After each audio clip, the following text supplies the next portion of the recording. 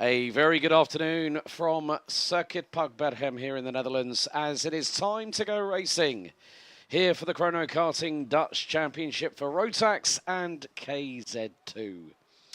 And today is currently Sunday, the 13th of April 2025. My name's Alex Goldschmidt, back in the booth for some of the rounds this year. Of course, we're going to have Rick Winkelman and Jeroen Blekemolen being part of the voices of the championship this year. But the road to the grand finals for our Rotax competitors starts right here, right now. Time qualifying has already been completed this morning. We have the pre-finals and the finals. Each of the pre-finals will be 10 minutes plus 2 additional laps. The finals, 13 minutes plus 2 additional laps. Now, one of the beauties about the way that Chrono Karting goes about keeping the timetable as fluid as possible is that if we have 2 full starts, the countdown starts. That means if we've got 10 minutes, that 10 minutes starts ticking away.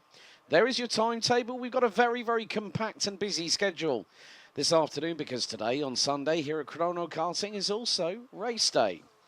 We also have to say a big thank you to the sponsors of the live stream, Wagtechniek, who are a specialist in chip tuning, maintenance, and overhauling the engine for your vehicle. They're very passionate about delivering technical solutions of a very high quality that improve both driving experience and, for you, the customer, optimize the performance of your vehicle.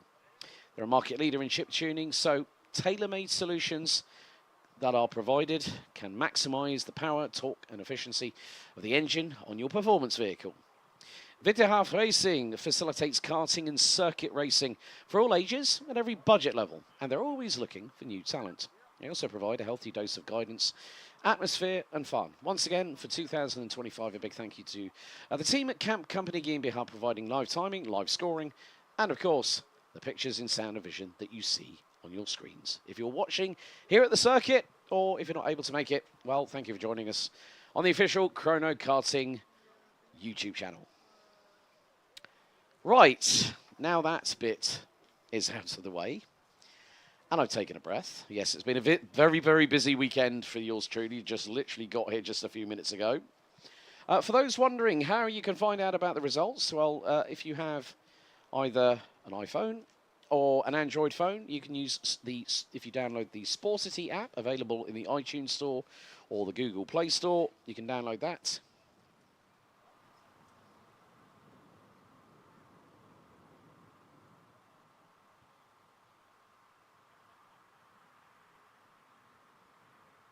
So, what you need to do is download the Sportity app on either iOS or Android and use the code Chrono, which is capital C, lowercase h, and all the rest of those little letters C. So, capital big C, little h, R0, O-N-O, and then capital N, capital K, number 2, and capital T. Of course, NK2T is basically Chrono's equivalent of saying, well, that's our national championship for two-stroke. So, Nederlands Kampioenschap Tweede Karting 2000. Well, I'm not going to start saying Dutch now because otherwise I get myself confused. I've done that already yesterday with German and English and even a little bit of French to boot. But we are literally just about 60 seconds away from our first of the pre-finals. We're going to have Minimax and Minimax Rookie, Junior Max and Junior Max Rookie. And there you see the 1100-meter circuit, which is in the Euro final layout. This circuit has also been part of European karting history. Held the Dutch Grand Prix back in the early 1990s. There's a couple of pictures back, I think, between the cafeteria and then also the restrooms and the location of certain offices around here. So the top 5 in Mini and Junior will receive a trophy. We'll also have the Minimax Rookie and Junior Max Rookie, which effectively last year I remember as the Wisselbokal. Cinemax, DD2, DD2 Masters, KZ2, KZ2 Masters. Top 3 will each get a trophy to take home with them. So the calendar. 12th to the 13th of April is here. Then 10th to the 11th of May will be next time out. So, I have some grids in my hand. We have our first green flag of the weekend. Right, let's get to it. Let's get season 2025 underway with Minimax and Minimax Rookie, the pre-final.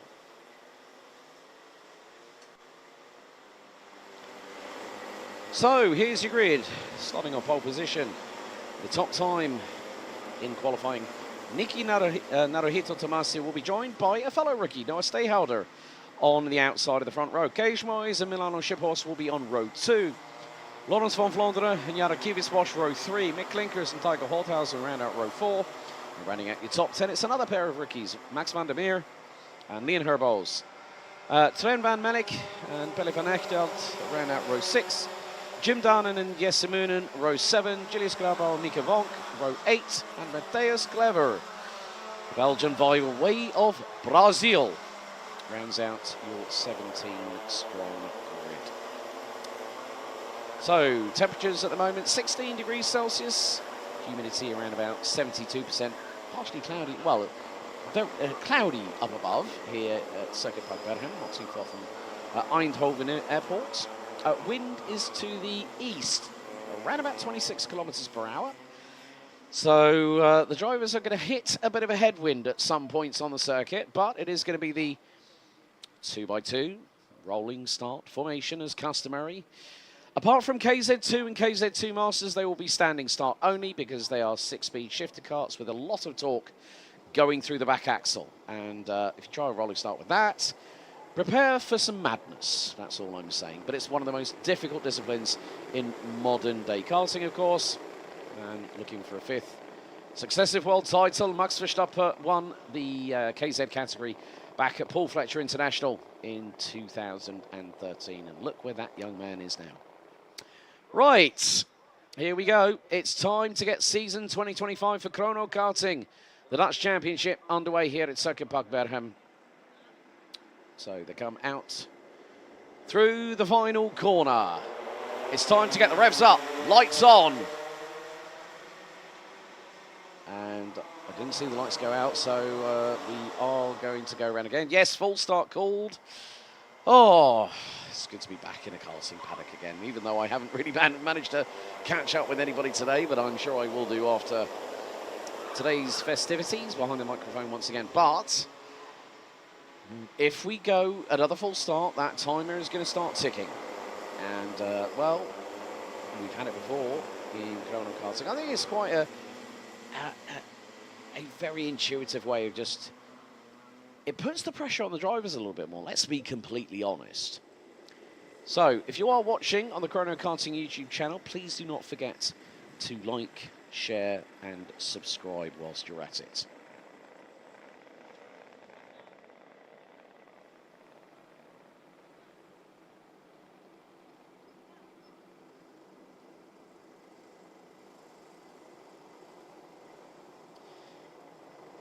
So, let's see if we can get things right. Second time of asking here for Mini and Mini Rookie. And if you are watching, please give us an indication of who you're supporting this weekend and tell us what class they're in, and we'll give you a shout out on the live stream.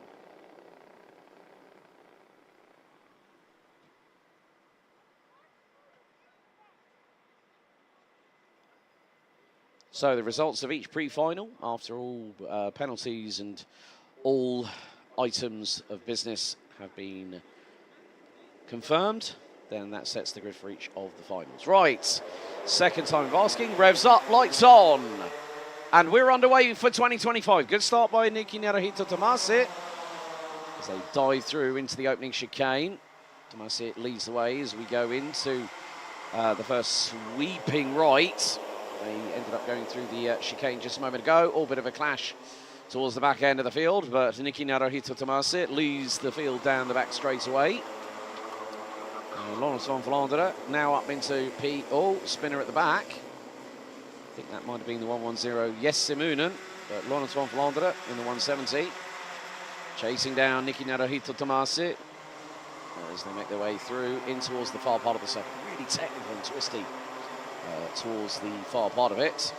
I might remember what the weather conditions did towards the end of the day last year. Well, Nicky Naruhito Tomasi is being hounded, quite literally, coming across the line to complete the opening lap, covering Laurens van Vlaanderen by just 71 thousandths. Van Vlaanderen with the fastest lap of the race. Kvyat Bosch now looking to dive up the inside at the next corner. Oh, clash between the pair coming through into the right-hander. And, well, we've got a couple of drivers really trying to put their best foot forward, one of which might be Milano Shiphorse there in the 114. Still holding on to fourth place. Tycho Holthausen in the 129 on the Maranello chassis has made up 3 places so far. Gage Moyes, unfortunately, has dropped from 3rd and now runs 6th on the Birel ART. Mick Klinker is 7th. Leon Herbo's up 2 spots from 10th on the grid. Noah Stayhalder has plummeted all the way down to 10th. As we come around the final corner to complete lap number 2. Naruhito Tomasi still leads. Oh, it's a 3-car bumper-to-bumper train at the front end of the field. And now the scramble begins. And now there's going to possibly be a change for second. Bit of an elbows-out situation there. And it's 3 wide. 3 wide. Laurens van Vlaanderen to the outside, to the inside. Kvyat Bosch. And Gage Moyes profits through everybody. Oh, but a shove on Milano Shiphorse sends the 114 wide. Van Vlaanderen also has run wide as a direct correlation.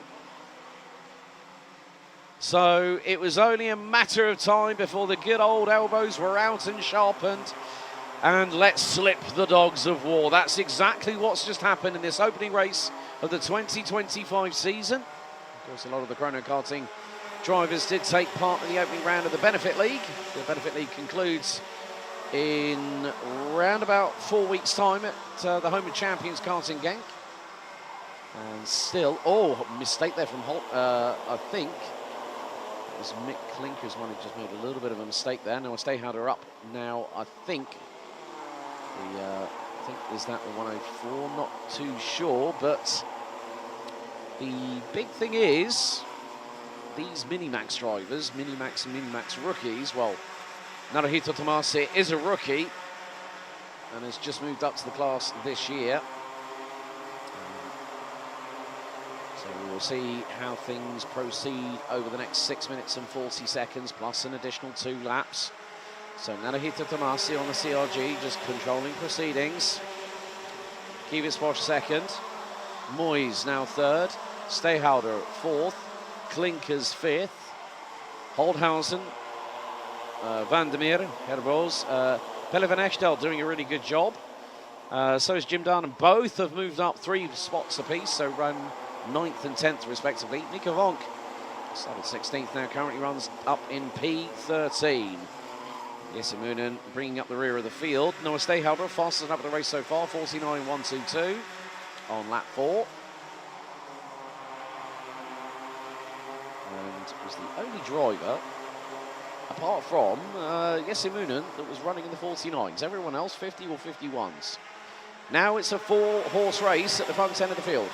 Naruhito Tomasi versus Kvyat Bosch, Moyes and Stayhalder. To go through the very, very fast opening chicane. Moyes now up, staying in 3rd. Kvyat Bosch on the Energy Corsa chassis trying to get through. But at the moment that is not quite the case.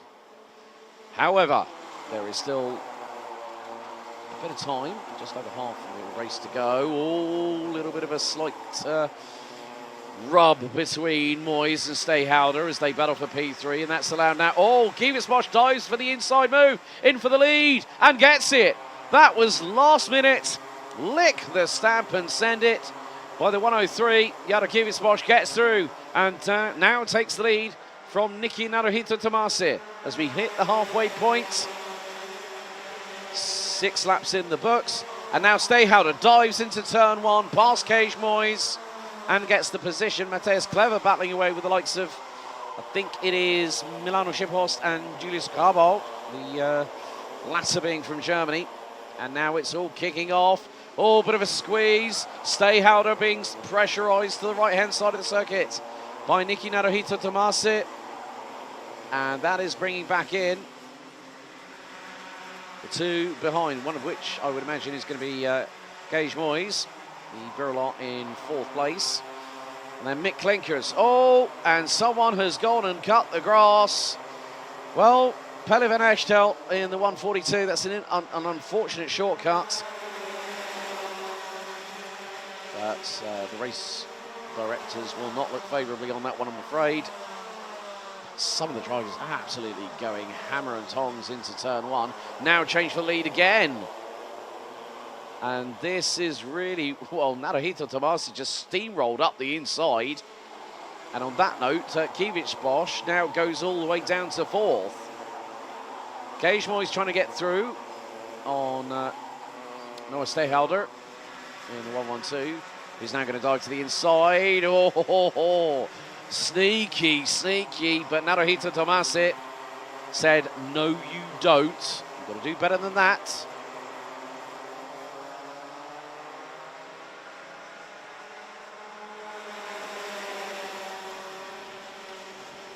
These laps are quickly whittling away, as so is the timer. Nicky Naruhito Tomasi leading by just under 0.3 of a second after 8 laps. But, all right, change for fourth. That will be Mick Klinkers going through. Steyhalder and Naruhito Tomasi. Oh, they have a clash going into the next right-hander. And Kiewicz Bosch gets back through on Klinkers. Klinkers quickly on the counter-offensive. And now Gage Moyes, rookie last year, now is going to put significant pressure on Nicky Naruhito Tomasi. Right, penalties just come through for Julius Carvalho. Noah Steyhalder is forcing the issue, decides not to chance it going into turn one because that will be at about 95 kilometers an hour. And now we'll go into... Oh, nearly went for it there. Julius Carvalho, 3-second time penalty from race control for unsportsmanlike conduct in regards to driving standards.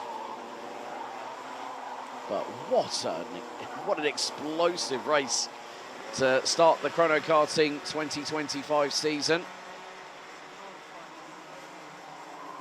And Steyhalder now starting to have to defend against Gage Moyes, and Moyes is thinking, well, if I can get myself in the top 3 by the end of this race, and when we cross the line, I might be pretty happy with that. But no racing driver will actually admit that they are happy. They will admit that they are a bit annoyed, a bit disappointed that they won't hit the front end of the field. Now diving into the right-hand hairpin just after the very fast right, left, right chicane.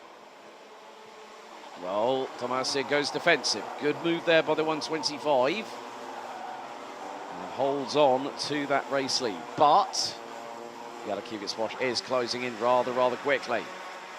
So it may not be if, it's a case of when something transpires. So just for you newbies watching the stream, we will only be broadcasting all the races. Oh, nearly a bit of a stumble there for Kiewicz Bosch going over the inside curbing on the final corner, using the right front wheel, nearly unsettled the car and probably could have pitched it quite badly into a spin. Max van der Meer have to give a shout out. Started 9th on the grid, now P6. And closing in to the top 5. Top 6 were covered by just under 1.2 seconds. After 11 laps, so we could be on the cusp. Maybe we have this and 2 more. Right, I've spotted a couple of spots on the window of the commentary box, as I can see actually the start-finish straight. Oh, drama at the far part of the circuit. 103, 104. Kiewicz Bosch and Mick Klinkers. So slippery surface flag. The rain is coming. 3-second time penalty for Jesse Moonen for unsportsmanlike driving. So slippery surface flag. The rain is starting to fall here at Circuit Park Berghem. And these drivers will be very happy that the checkered flag will be coming out next time after this lap. But Noah Steyhalder with this and 1 more to go leads the way.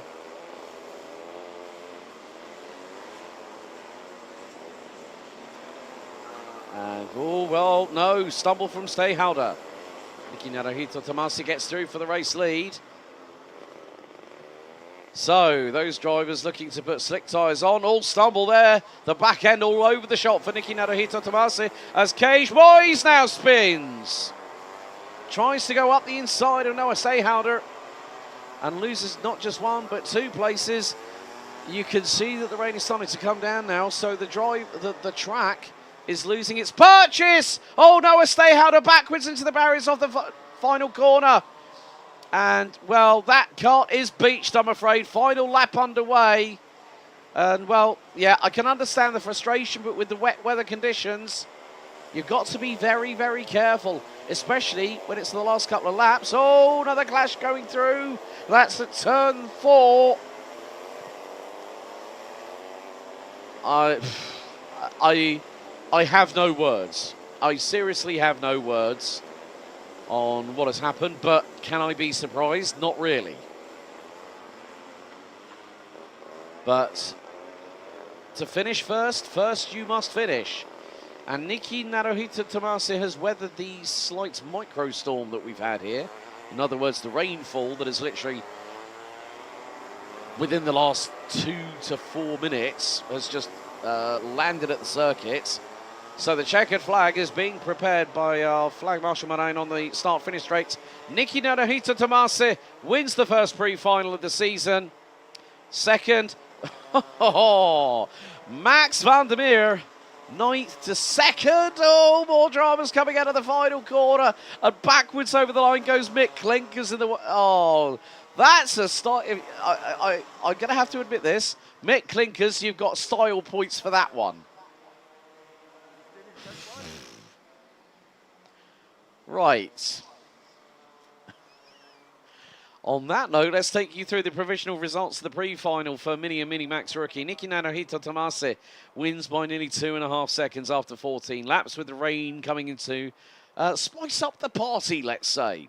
Max van der Meer started 9th, finishes in 2nd. Tycho Holzhausen starts 8th, finishes 3rd. Milano Shiphorst finished exactly where Milano actually qualified, P4. Jim Dunn up from 13th to take 5th out of Yesimuna. Mick Klinkers, Lena Herbos, Gage Moyes, Pelle van Echtelt. Matthias Clever up 7 places with Jarokivits Bosch, Trent van Menek, Noah Stayhouder and Julius Cabo rounding out the 15 that finished.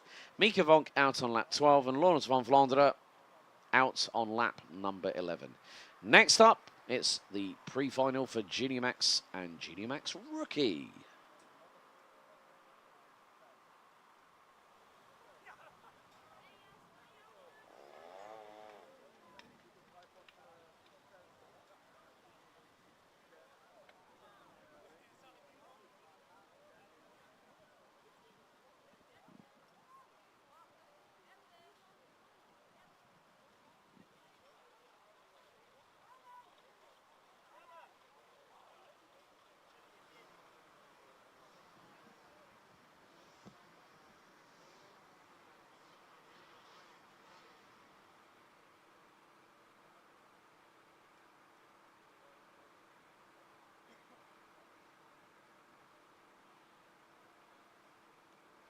Even know there was somebody out.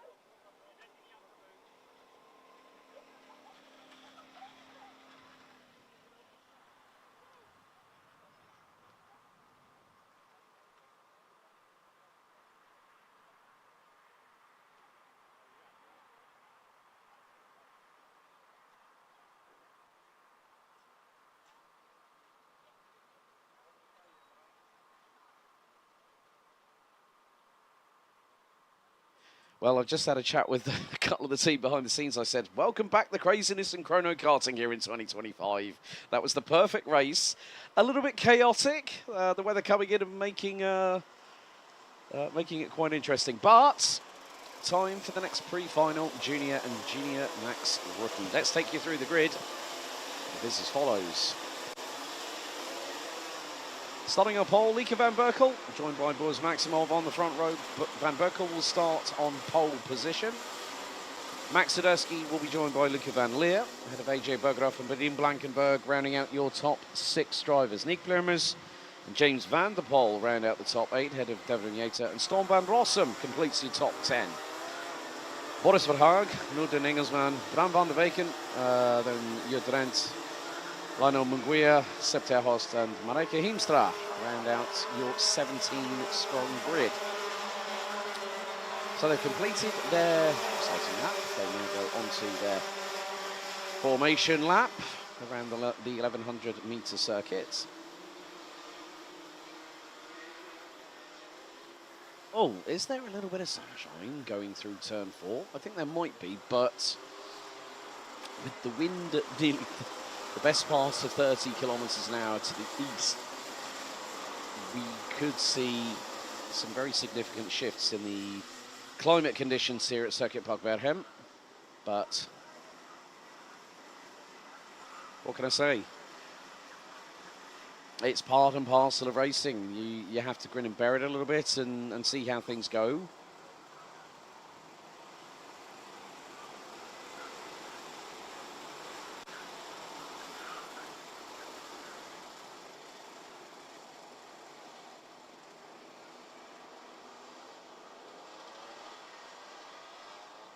So, can we get the junior and junior rookie pre-final underway? First time of asking. Well, it's Stanton van Berkel and Maximov on the front row of the grid. Into the tram lines, revs up, lights on, lights out. We're underway. First time of asking. Round the outside straight away. Boris Maximov goes through, but I did see one kart go exit stage left. There's been a 2-kart incident into turn 1, one of which I think was Sepp ter Horst, possibly 204, and that is Luca van Leer being passed for second position into turn 5. Van Berkel's dropping a little bit here and has got the 252 of Nick Blumers trying to go up the inside. There's Max Sadurski getting through. So drivers really having to watch their racing lines, but it's like everyone's just got out of the out of detention at school, and everyone's gone to the playground for a little bit of a skirmish. So, Boris Maximov leads after the opening lap by 1.6 seconds over Berghem Blankenberg. Max Sadurski rounds out your top 3. Luca van Leer. Oh, twitchy under braking. Oh, and this 252. Nick Blumers ends up getting the rough end of the stick. That allows AJ Berghoff and the 271 from SP Motorsport to get through. So Drent and James van der Poel. They round out your top 9. 10th, Bram van der Weken from Belgium in the 296, up 3 positions from 13th on the grid. Sadurski now in the wheel tracks of Berghem Blankenberg for SR Solutions. Actually, that's AJ Berghoff on Luca van Leer. That's a change now through turn 4, and that is now that's now 5th place. Oh, they're getting a bit too close for comfort. Bit of tyre rubbing. Oh, now it's like one person dives in, then everyone else just follows in with them. Like there's literally 5 carts squabbling over the same bit of real estate. Everyone's trying to one-up each other. Boris Verhaag trying to make it through here, and at the moment having some modicum of success, but not quite yet. So Maximov still leads, but Berghem Blankenberg puts in the new fastest lap of the race. 45.693, Max Sadurski P3, Van Berkel, Berghoff, Van Leer, Drent, Blumers, Verhaag and Van der Poel round out your top 10. As we definitely, there is this. Okay, I've got, sunshine's come back. Someone's just gone wide through turn, I think it was turn 5. It might really didn't catch the tail end of the number. I know it started with a 2 because that's what all junior drivers have on their nacelle panels and on their side pods. Max Swiderski, new fastest lap of the race, 45.464. 297. Last year's junior rookie champion here in Chrono, and also was very, very competitive overall in the class. So 6.5 minutes plus 2 additional laps remaining.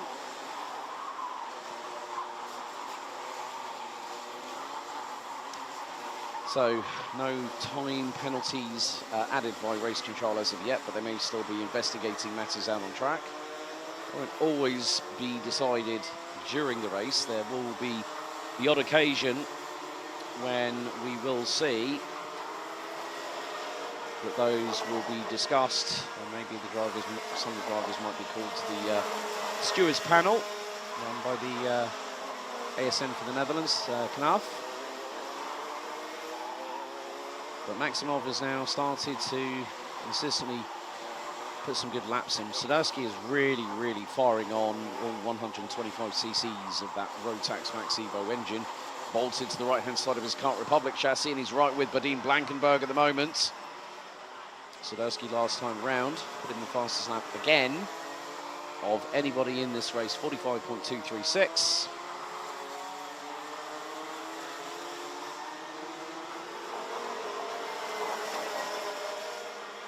Swiderski now, he's waiting for that opportunity to not if, but when he strikes. Could be here at, well, he wasn't quite close enough on that particular occasion. Nevertheless, oh, and slowing down. Is that Swiderski? That is Swiderski. I think he's just broken down on the right-hand side of the track coming out of turn number 4. Max Swiderski tries to fire that kart back up again, sort of reset the system, bounces up and down in the seats, and the emotion is there to see of complete disappointment. Swiderski was running 3rd in the race, and that kart might be making its way down pit lane very, very shortly. It may not be Swiderski. Well, let's see. AJ Berghem has just got through on Luca Van Leer. So, yes, it is Swiderski. It's just been confirmed also by live timing. Monika Heemstra has also retired on lap 6. Well, is now still running.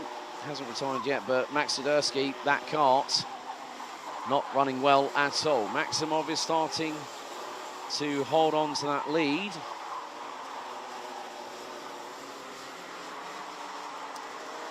So it's more the case of when some drivers getting very, very close. Luca Van Leer has got back past AJ Berghem for position.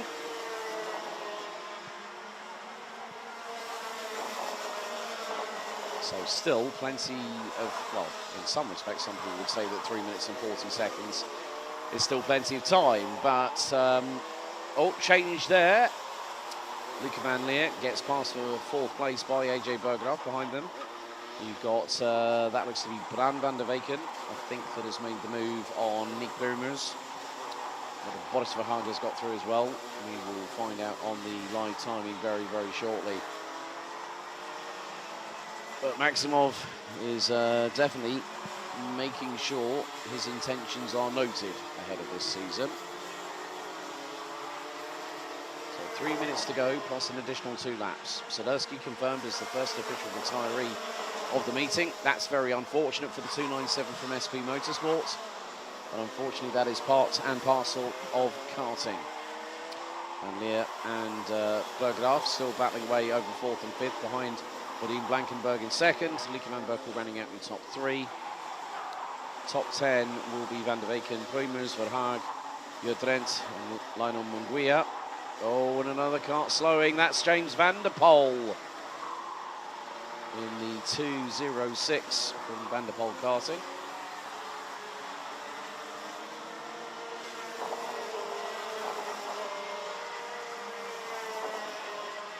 So still quite a few opportunities for some of the drivers.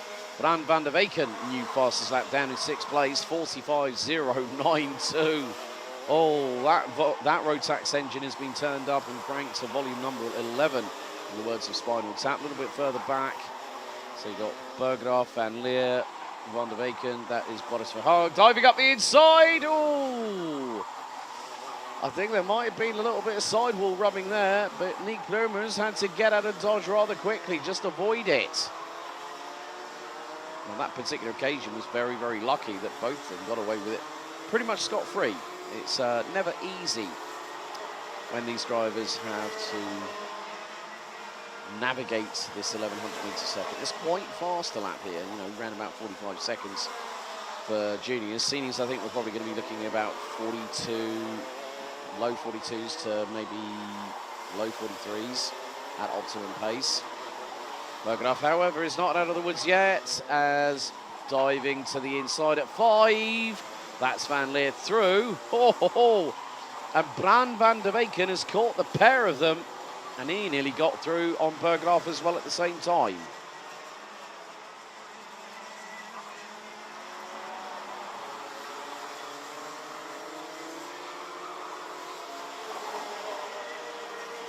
So Maximov, with around 52 seconds to go, puts us on to lap number 13.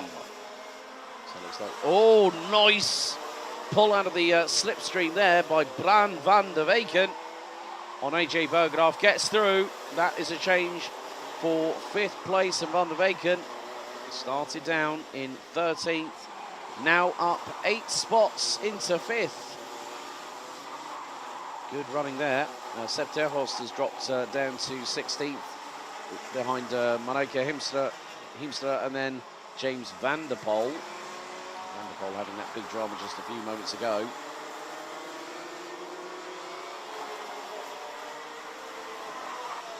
So we will have this and 2 more laps to go. So the timer has hit 0. So we're lap 14 out of 16.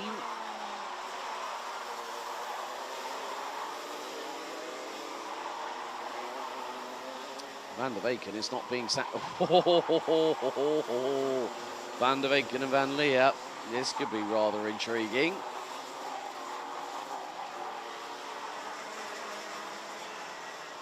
So for those wondering, well, with Chrono Karting, we will be streaming all the races. We won't be streaming qualifying. This is what we have done since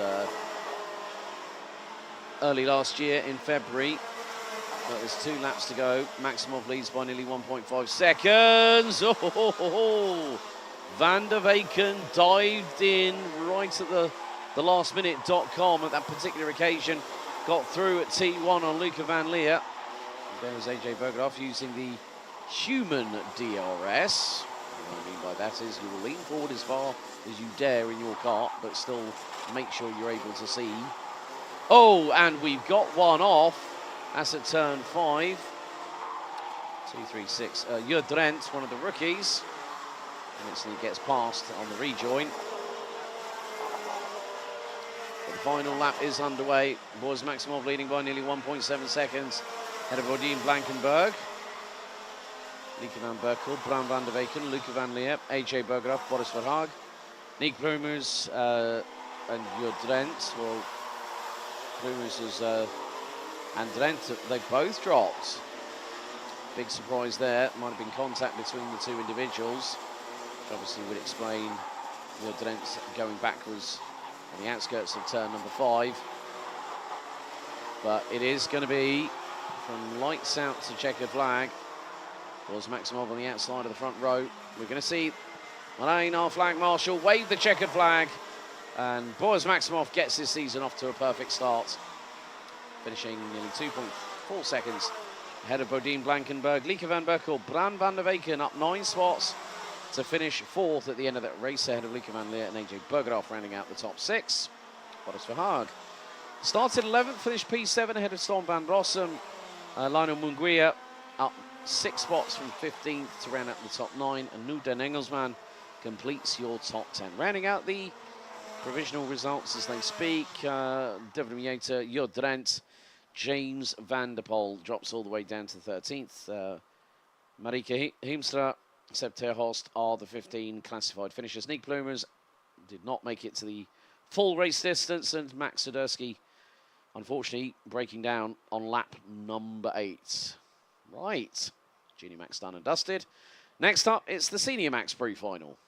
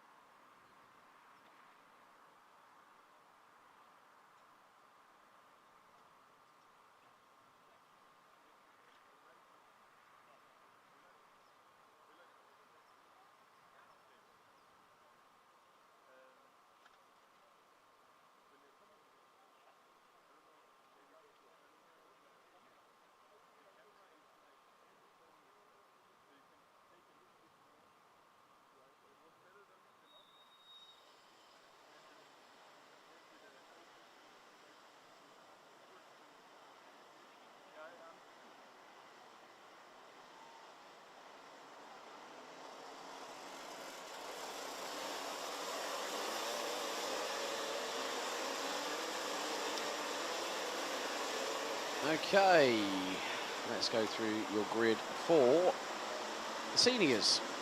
Starting on pole position, Benjamin Van Hees. He'll have Felipe Falk alongside on the front row.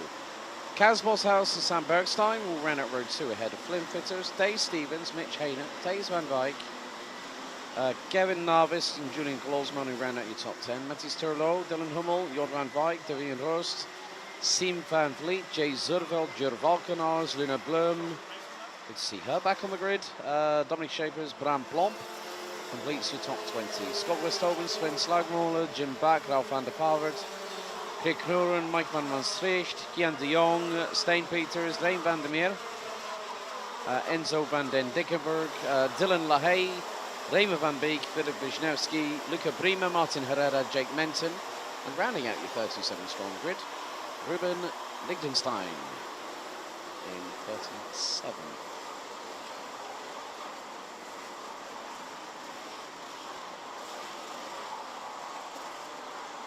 Quite a few familiar faces and names when you consider it with this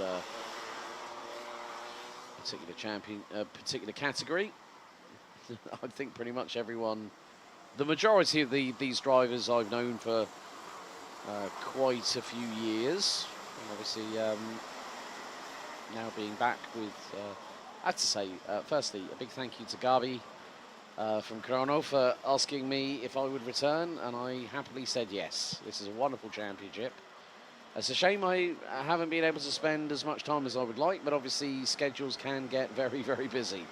But senior pre-final into the tram lines, revs up, lights on. No, no, no, no. Oh! That is not what you want to see on a full start, I'm afraid. At least 8 carts involved. One's got a bent back axle. 393. Someone's lost the top of their exhaust. And the red flag has been brought out. So, 3 races into a season, and there is a Titanic incident on the start-finish straight. So we are going to have a... Right, there's 3-2-4, I think, has gotten going again. Kian de Jong. Dylan LaHaye looks to be one of the drivers involved. Just spotted on the left-hand side of the circuit, 309. Mike van Maastricht. Yep, so. And 321 also involved. Jim Back, who started 23rd. Oh. Bit of a, let's just say, I did say let's welcome back the craziness in Chrono Karting. I didn't want people to literally take it to heart, and we've just seen a very, very big incident. So obviously that will be under investigation as to what transpired, how the chain reaction started. So, yeah, a little bit of a clear-up operation, so some of the drivers will not be able to take part in this race and then have to wait for the final for seniors, which is due to start at 4 o'clock, but I would think we'll probably have a little bit of a delay. And, yeah, it's just a shame to see an incident like that happen. You know, they have a full start and then everything just goes completely wrong in more ways than one, let's say.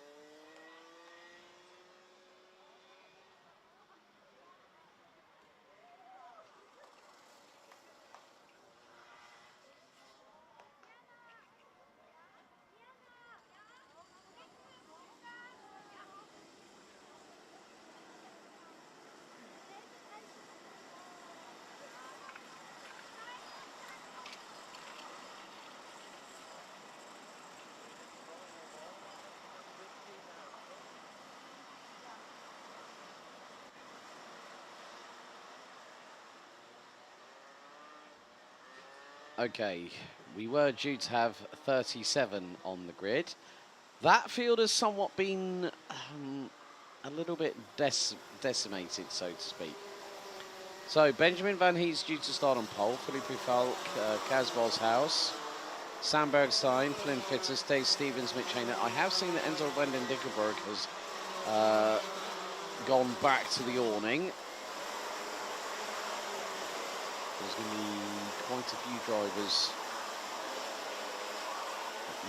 Well, there was quite a lot of, let's say, pinball wizardry on the start-finish straight off the first full start. It just can sometimes happen. So, just for the benefit of the doubt, I thought maybe, you know, already gone through the grid once. So there were 37 drivers due to start this race. And, well, looks like St. Peter's, Raymond van Beek, Philip Wisniewski, I think, may also have their own troubles now to deal with, because that kind of incident, I think in the words of The Who and Roger Daltrey, they sure play a mean pinball, but it was completely unsighted and unexpected at that juncture. It's the first weekend of the season, officially, and that kind of accident is not what anybody wants.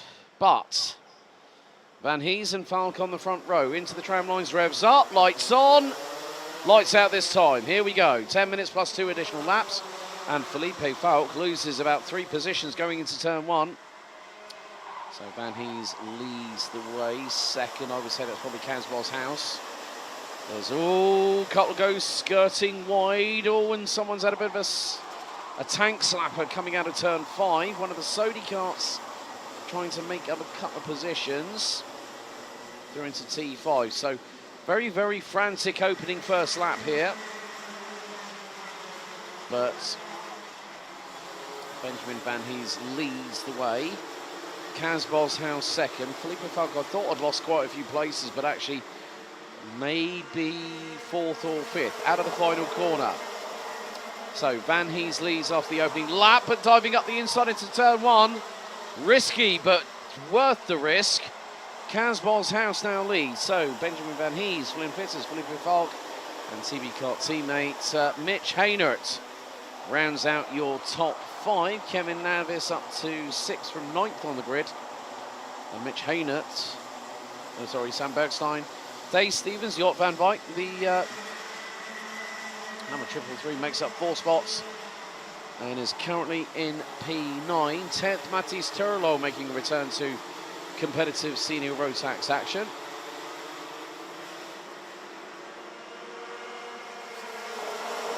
So drivers that did not take the stop: Philip Wisniewski, Raymond van Beek, Enzo van den Dickerberg, Jim Back, Dominic Shapers, Luna Blum, Dylan LaHaye. So down to 30 runners and riders we go, and a squabble and a half happening, and Benjamin Van Hees, indented front bumper.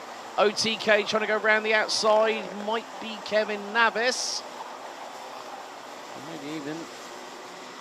Maybe even Tay Stevens. Oh, and there is the 3-3-4 running very, very slowly. Scott Westovens from Slangen Karting having to use the cut-through area. And is going to have to wait the entire field to go by. Boshouse to stretch the lead. And look at the scramble a little bit further back. 2 wide into turn 1. That never ends well.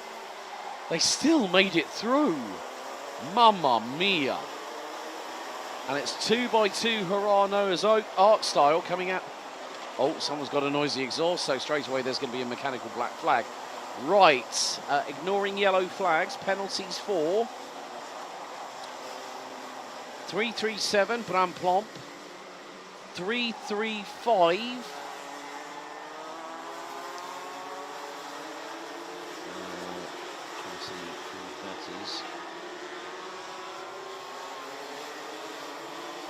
Well, I've got 357 Sim Van Vliet, 335. Oh, and we got the 325. Oh no, the 325 is out. That is Rein van de... No, that's not Rein van der Meer. Your Valkenars has come a cropper. And that's at one of the complexes. Can't remember which one exactly. The Valkenars out of the race.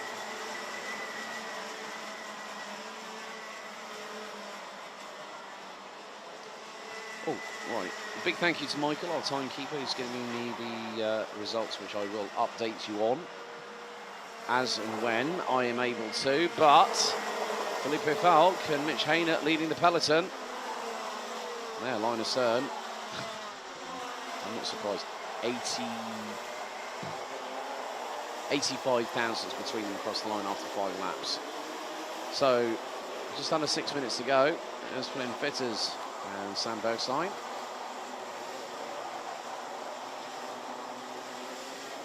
So, Joris Valkenars, Dylan LaHaye, Scott Westholvens, Luna Blum, Dominic Schupers, Jim Back, Enzo van den Dickenberg, Raymer van Beek and Philip Wisniewski. The latter 5 were out on the full start incident that we had.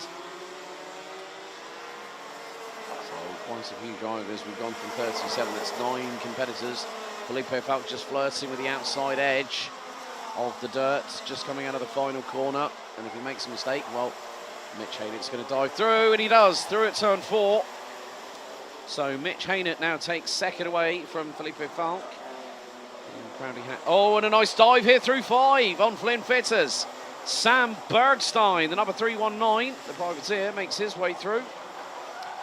The Bergstein family have an Opel dealership. So I've seen other families that work that have a son or daughter racing in karting. There's a couple of people or families that run their own business as a dealership. The Bergstein's closing in on the 2 TB kart drivers. He could be ready to pull the trigger at any second as we complete lap 7. Matthias Sturlo down in 8th. 44.487 for the man for SR Solutions. Doing a lot more mechanicking now. However, Boz House has quite literally bolted. And now Bergstein looking for 3rd. Fitters is trying to squeeze his way through.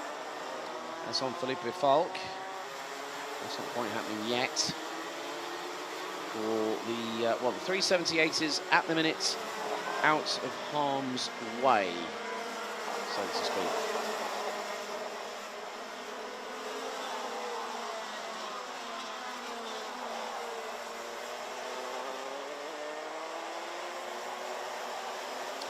Right, 3:57 has just copped a 3-second time penalty. Sim Van Vliet, and that will be added post-race.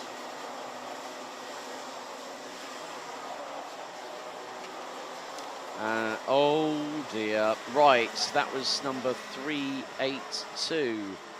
Days Stevens is out. Now the penalties are coming in thick and fast now. 342. Matti Sturlo has just copped a 10-second time penalty. And in the words of the message I've received on the announcements for live timing, Sam Bergstein, as I say that, dives up the inside and gets through on Felipe Falk for P3. Here comes the fast charging Jort van Wijk on the Sodi kart. That's nine places. He's just gained as he's got through on Felipe Falk. Yeah, Matti Sturlo, the stewards were very matter of fact. They went very unsportsmanlike driving, under investigation. So he's under investigation, plus has the 10-second post-race penalty. Luca Prima now out of the race. I know seniors wanted to go out racing, but golly, it's like everyone's deciding to chomp at the bit and see who they can one-up on. And at the minute, it seems like those that try aren't able to capitalise, so they use an alternative means, let's say. I'm not going to start delving into that little can of worms because I'll probably put myself under duress at the same time. Coming up to just under 2 minutes to go, plus 2 additional laps. Next up, we will have DD2 and DD2 Masters running together.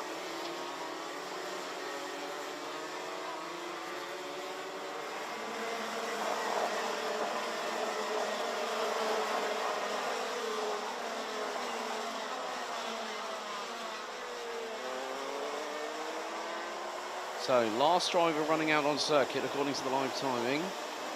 Ralph van der Paver at 3:68 and is 26th, having started 24th. So, he's weathered the storm a little bit.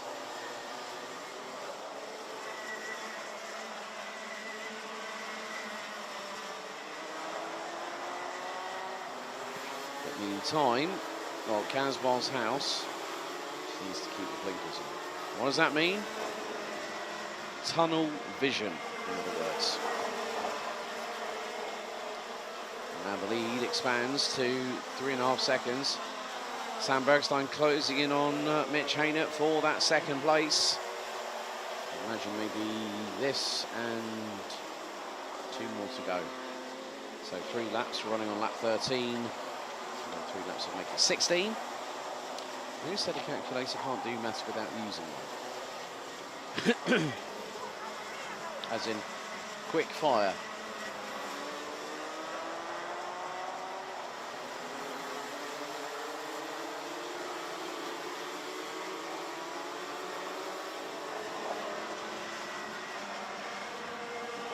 So it is going to be 3 laps to go.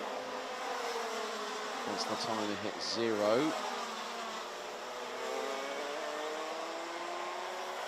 Bergstein finds himself 4.1 seconds behind Casbar's house, who has scarpered away into the distance by the tune of just over 4.1 seconds at this moment in time.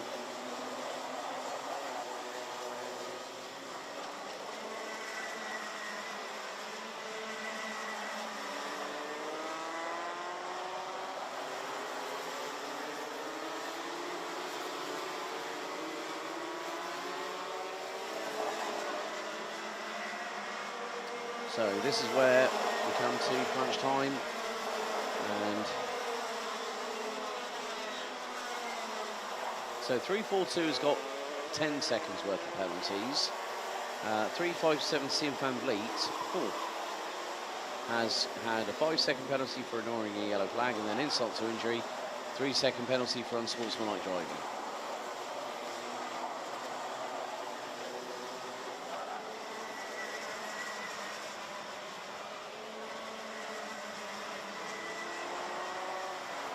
So Divian Hurst up from what is 14th, now runs 8th. This time around, the final lap has just been started by Casbar's house. Sam Bergstein and Jort van Wijk ran out your top 3. Mitch Haynett and Felipe Falk, the 2 TB kart teammates, are working together. Divian Hurst, Dylan Hummel, Julian Kloosman, Bram Plomp and Benjamin Van Hees. Van Hees earlier on been on the pole position, but it is chaos, calamity. Someone give me a dark room to lie down in, need a bed and some welcome tablets. But Casbar's house wins the race. Second, Bergstein, Jort van Wijk, Mitch Haynett and Felipe Falk rounding out the top 5 for TB Kart. Devian Hurst, 6th, ahead of Dylan Hummel, Julian Kloosman, Bram Plomp, Benjamin Van Hees, Thijs van Wijk, Flynn Fitters, Kevin Navis, Sven Slaugemoller, Sim van Vliet. They ran at your top 15, and here are the rest of the provisional results. So, and Slaugemoller, Sim van Vliet ran out the top 15. Mike Maastricht. Ja, kom maar, Kleef. Iedereen is binnen. Well, you can see Mike van Maastricht. Ruben Lichtenstein started 37th, makes up 20 places. To 17th, Steen Peters, Jay Zerveld and Matty Sturlo ran at your top 20. Krit Knorr and Rein van der Meer, Martin Herrera, Ralph van der Paver and Jake Menton, and Kian de Jong, the 26 drivers that finished. Drivers that didn't finish: Luca Brima out on lap 9, Dave Stevens out on lap 7, with Jur Valkenars, Dylan LaHaye, Scott Westhovens and Luna Blom.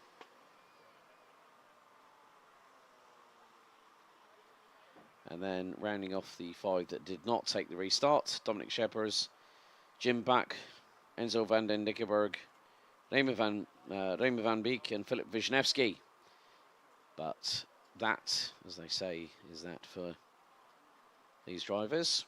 Next up, we'll go into DD2 and DD2 Masters right here on the Chrono Karting YouTube channel. Don't touch that dial, whatever you do.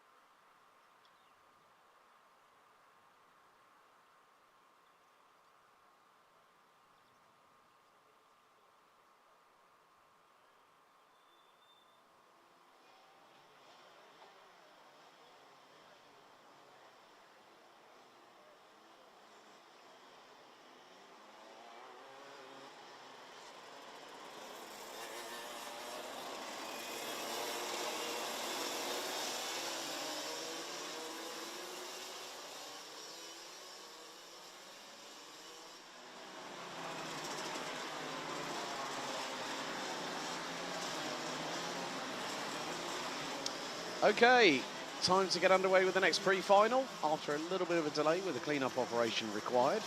Here's your grid for the pre-final. Mika van der Pavert will start on the DD2 and DD2 Masters Pre-Final on pole position. He'll be joined by Wood Kirstens on the front row as Imke Arts and Axel Hoes will be on row 2. Jesse Spans and Nick van der Staat will be on row 3.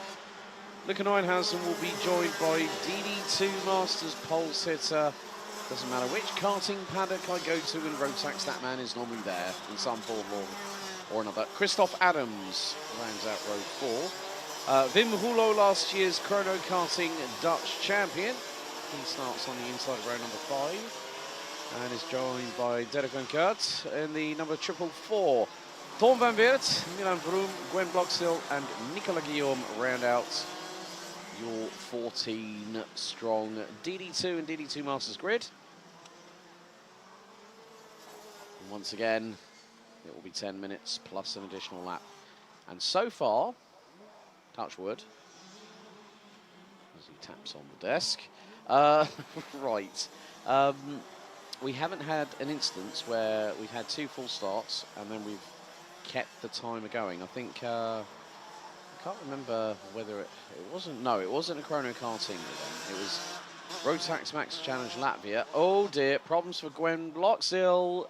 The 413 Tony Kart is not wanting to fire up. She's trying to start it and it won't kick start over. That's a real shame for Gwen. So, right, into the tram lines. Revs up, lights out, we're underway. Had a good start by Van der Pavert. Arts goes straight for the jugular and tries to go through into turn 1. But then finds herself dropping a little bit further back. 2 wide at the back. 2x2 hurrah.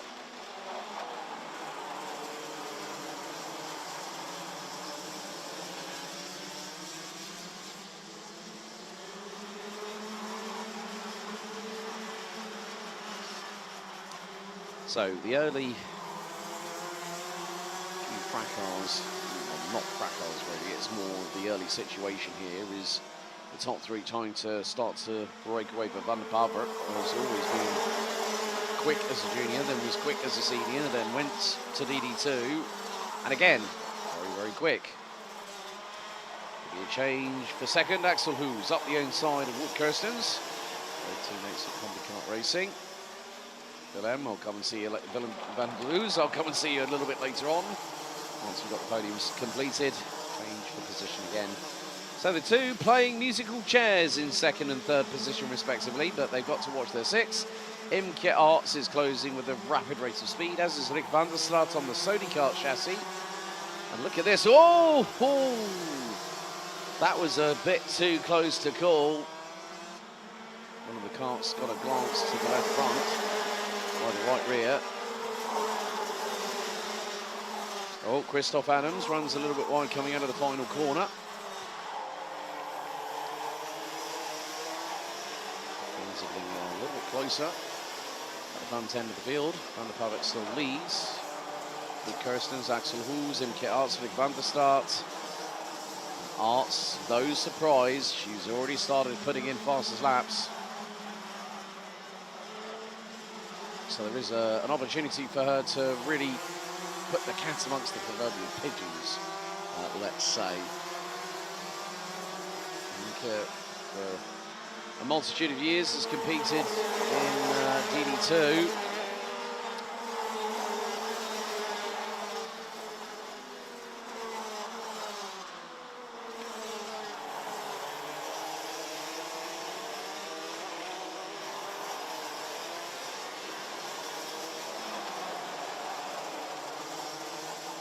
Wood Kirstens now puts in the fastest lap of the race of 44.462.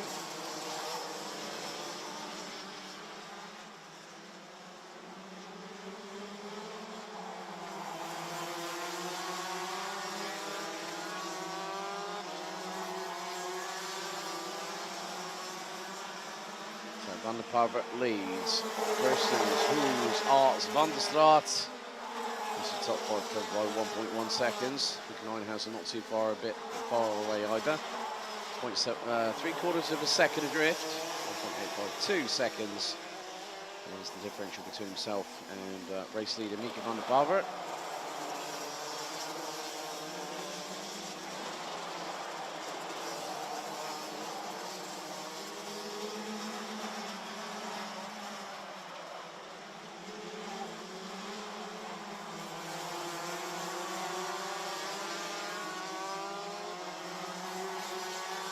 So 6 minutes and 20 seconds plus an additional lap. Additional laps. CEST Spans has got through on Wim Rouleau. Guillaume up 4 spots already in the 416. At some point, that man did run with the 444 in his kart. Unfortunately, he went to other championships. Change a little bit further back, make that 2 changes. As in Kit Arts trying to get through on Axel Hoos. Not quite worked yet. The 421.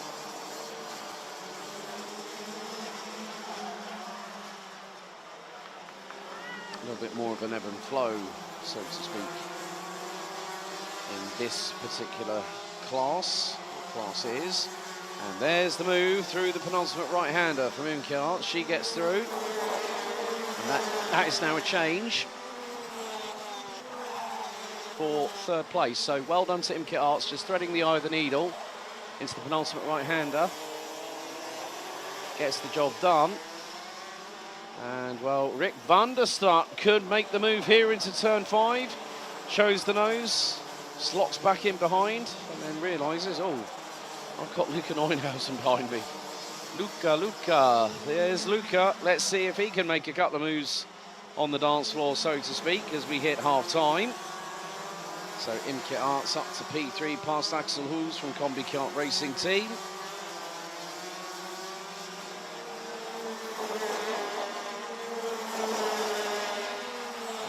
Kirstens puts in the fastest lap of the race, 44.203.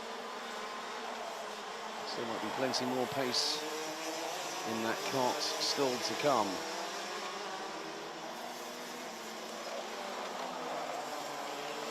Meantime, front end of the field, Mika van der Pavert for 4.86, battling with the 4.66.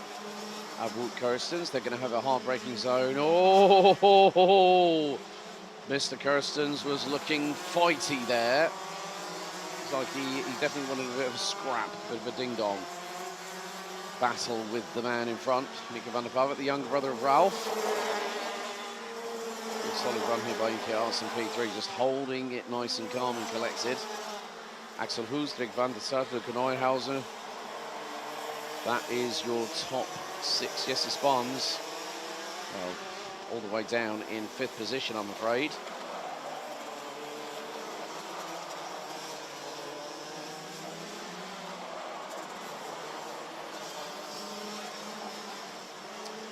we are running a little bit behind schedule. We did have the red flag after the first senior start of the weekend, and that took a little bit of time. Imke Arts is now bolted away from the 3 behind. So that's going to be between Axel Hoos, Rick van der Start and Luca Neuenhausen.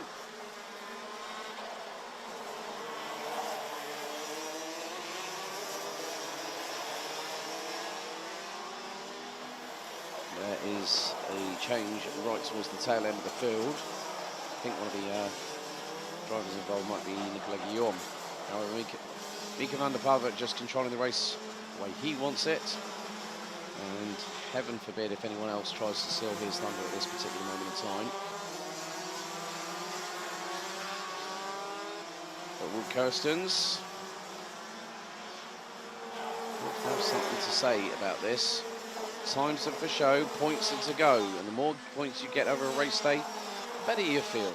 Self-confidence, better self-motivation to get things done.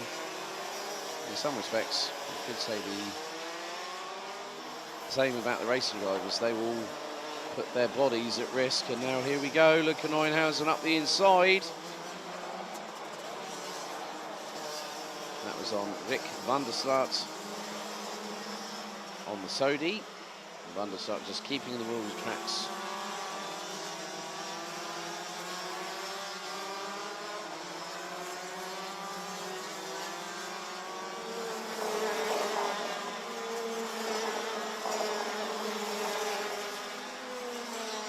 again, these laps are going very quickly.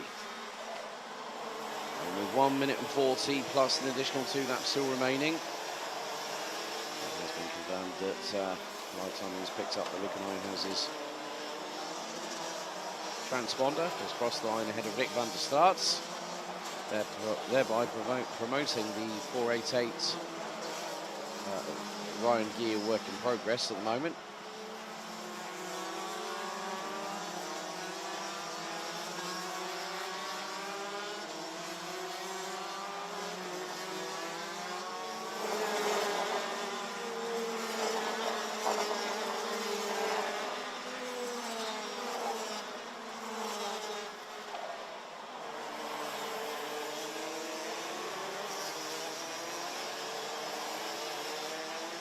Time has really started to whittle down into the final 45 seconds.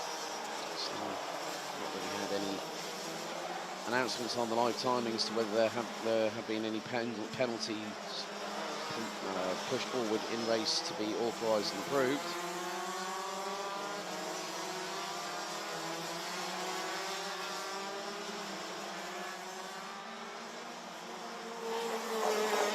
Mika van der Pava being chased down by Kaz Boshouse. 2 laps to go, including this one.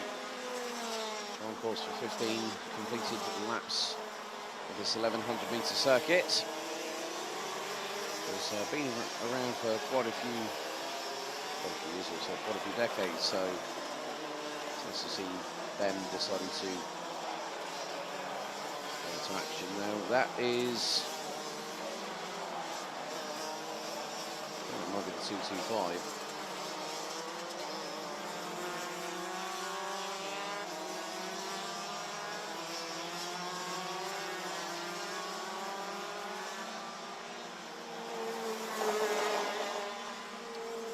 So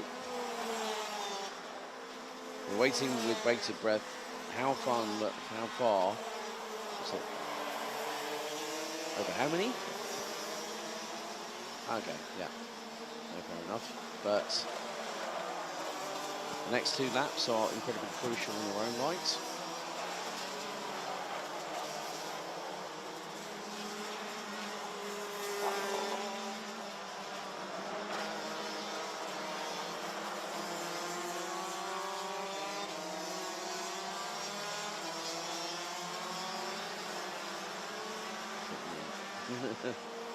Well, there we go.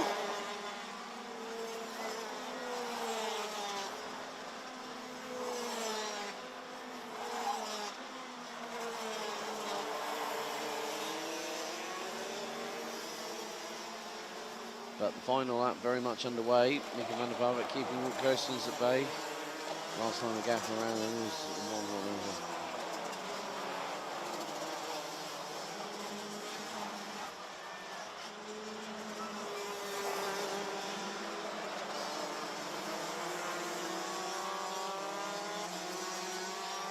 But a pair of drivers that really can make this all work together.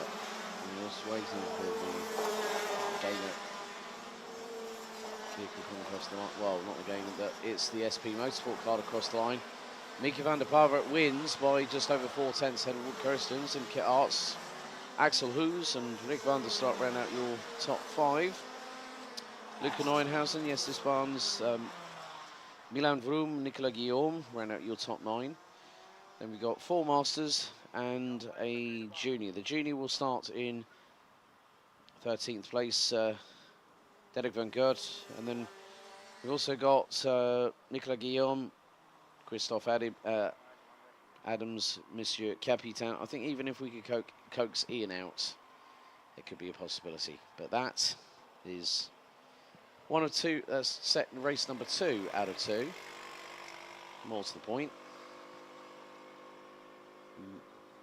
I'm wondering whether we might have something that you could put like a little foam thing around for a handheld microphone.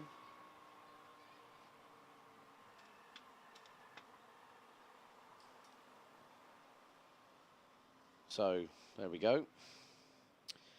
2 more pre-finals remain. I have had some official results from Michael, our timekeeper. Niki Naruhito Tomasi was confirmed as the race winner ahead of Max van der Meer, Tycho Holthausen.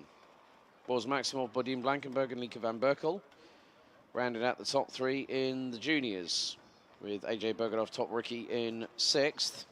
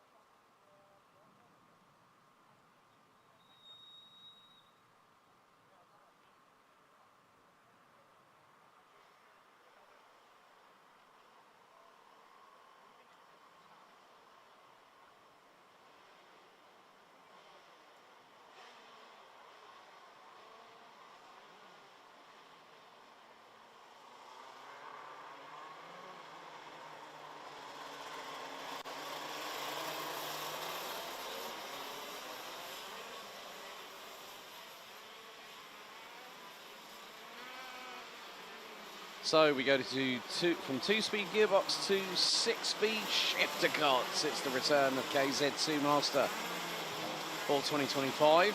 Jeroen Bos back from a 4-month layoff a few weeks ago. Had knee surgery and then literally tried to see if he could go. And he's back again on Chrono Karting. He starts from pole position, ahead of last year's runner-up Wesley Duval, who returns, this time going on to Maranello machinery. Glenn Vandenhoek, an emotional win for the title that he dedicated to his late granddad late last year when we headed to Karting Genk. The defending champion will be joined by Erik Angenent on row 4. William Clousser and Edgar Oosting. That is row 3. Sebastian Goppenol and Niels Böhler, row 4. Mick Bertram and Niels Koster ran at your top 10 with William van der Gaai, Bas Steen, Martin Versteeg, Mark Verhoeven, Benno Ridder, Mike Hendricks, Alexander Homerson, Daniel Zilstra, Anton Gidding, and I think the only British driver in the field. Sorry, yes, there was a British, an Anglo-German. I'm going to correct myself. I was about to say Brits. Well, I'm British in part, but German in other. Reese Llewellyn, the 177, will start from 20th position on the grid. Then after this, we'll go to KZ2 for the last pre-final of the opening round, and then we go straight in to the finals.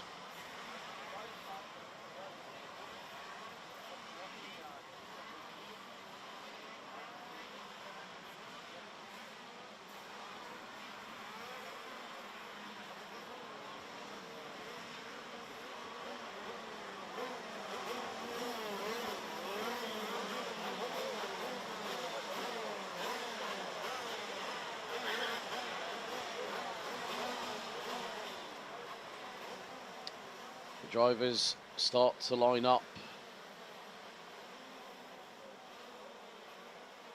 with 20 of them eagerly ready to go racing.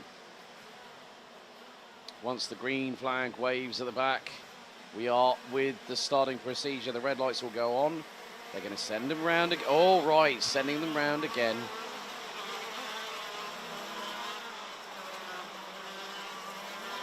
So now this is where things get a little bit more interesting.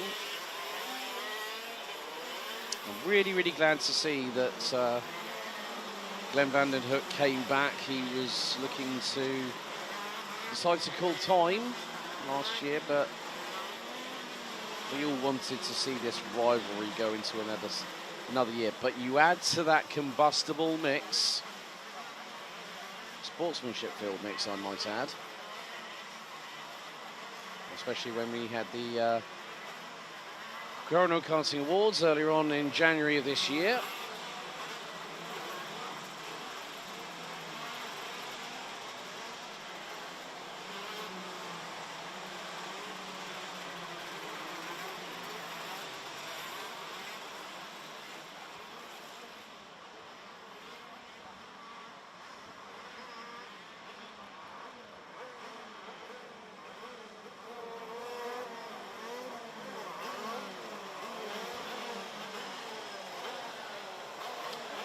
So once again, Jeroen Bos pulls up onto the right-hand side of the circuit in pole position. The Maranello of Wesley de Waal lines up on the outside of the front row. These karts will accelerate from 0 to 100 kph in around about the same time as a high-performance sports car, pushing 600 brake horsepower. The biggest problem is Glenn van den Hoek is not on the inside of the second row. Okay. Green flag waves at the back. Drivers get themselves steeled and ready. Revs are going to rise now. Red lights on. And we're underway. Good start by Wesley de Waal around the outside. Jeroen Bos dives into the inside line into turn 1. Looks like we've got Alexander Homerson that has not been able to get off the line. Oh, a couple of dive bombs here or there. And a bit of a calamity through turn number 4. 156, Mike Hendricks, who made up 3 places on the early exchanges. And now, well, everyone's got their elbows out. Everyone's here for a scrap. And now, Jeroen Bos has got Wesley de Waal right up his rear tailpipe. And de Waal switching from Birol ART to Maranello. Oh, he nearly dived to the inside on the penultimate right-hander, but Jeroen Bos was quick to put the Kart Republic machine from SP Motorsport. Oh, we got a CRG off round the outside at the final corner. I think that's William Klooster. I think it might be William Klooster as Jeroen Bos and Wesley de Waal go into battle. Edgar Oosting rounds out your top 3 on the 124 Sodi kart. So we have got yellow flags at the final corner. And de Waal still trying to force the issue, try and get his way past. Jeroen Bos will know better than to let him through. That's the 188, Daniel Zilstra. He also will end up a little bit further down the order. So Bos, de Waal, Oosting, covered by 0.47 of a second approximately. Erik Angenent in 4th. Has the fastest lap of the race. Also on Maranello, Nick Bertrand. Oh, and someone's gone straight off. Now, who was that? It was a Birol chassis. Couldn't quite catch the number. I'm not too sure if it might be William van der Gaard, possibly. I'm not sure.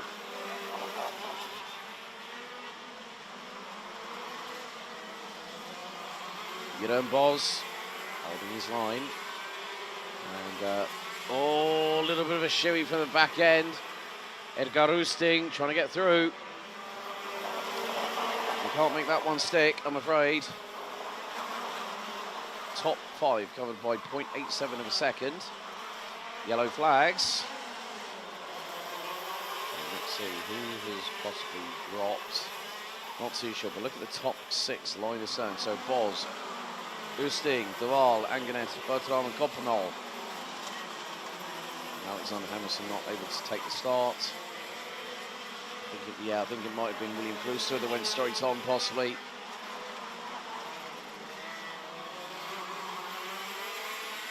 And Niels Koster has parked the cart. And, oh, change for the lead. No, not change for the lead. I think it is change for the lead. Yes, it is. Wesley de Waal. has just taken the race lead. Niels Costa is out. Bastin drops down the order.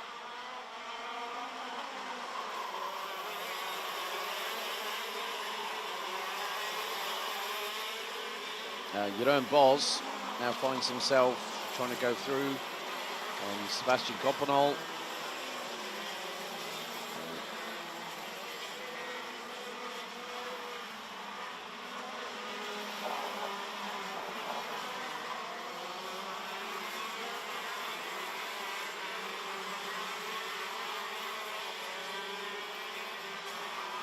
So Bastin has tumbled all the way down to 18th, having started 12th. Michael Verhoeven up 6 places.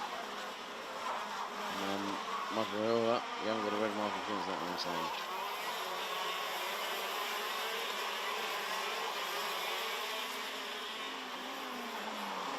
So 5 minutes and 50 seconds plus an additional 2 laps as the KZ2 Masters continues in earnest here at Circuit Park Berghem, the 1,100 metre Euro final layout.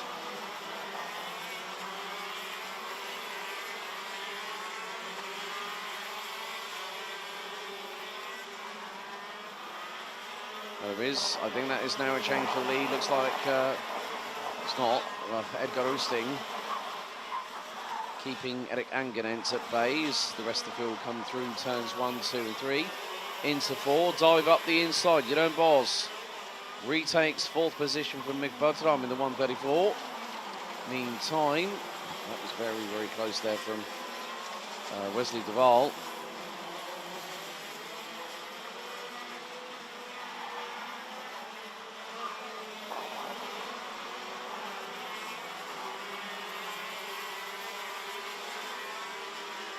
So 2 retirements out of 20. Wesley de Waal, Edgar Oosting, Erik Angenent, Mick Berghem, Jeroen Bos, Sebastian Coppenol, William van der Kaaij. Jeroen Bos now back up to P3. Michael Verhoeven and Benno Riddle with Niels Böhler rounding out your top 10 in this first of 8 ultra competitive rounds.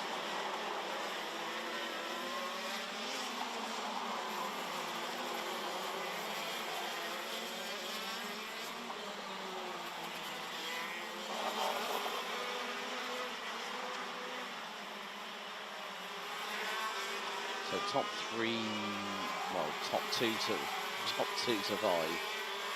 We look to be in the best spot in the house watching the action unfolds.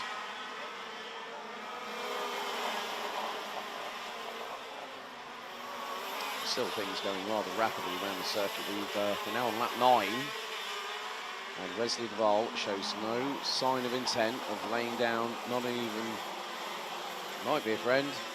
But out of respect, I'll just say, look, I'll wear it here, you know, this here, there, and everywhere, but I won't wear it in your presence ever again. You're a good man. So, 3 minutes and 20 plus an additional lap. There's still plenty of the race still to go for possible weather conditions, but it doesn't look like it's going to rain.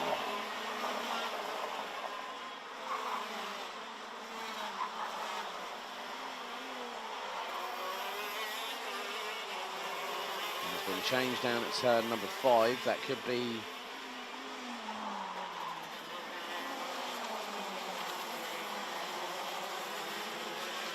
so pick a card, any card. Wesley de Waal is up the road by nearly 2.2 seconds with 2 3/4 minutes plus the additional 2 laps remaining.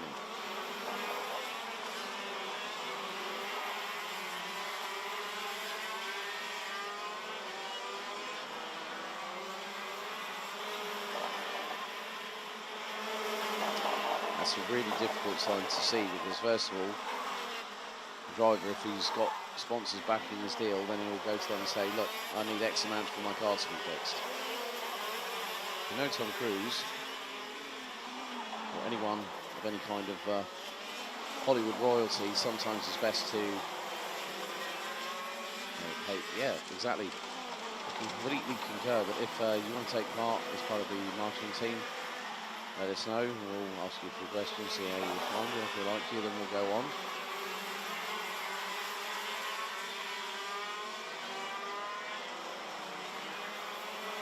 still, well, it's getting interesting now because Conrad is making a. He's going to do some kind of awesome hair products. Well, I'm kind of running low on some of the moments, so this might be quite handy.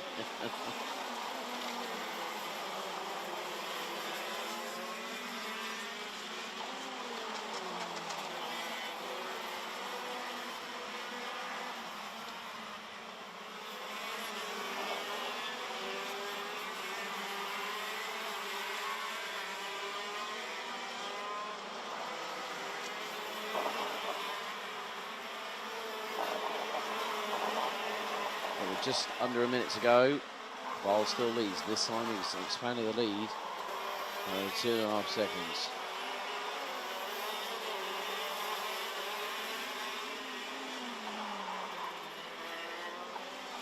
Now there's going to be a dive up the inside. That could be very, very close. They nearly clash.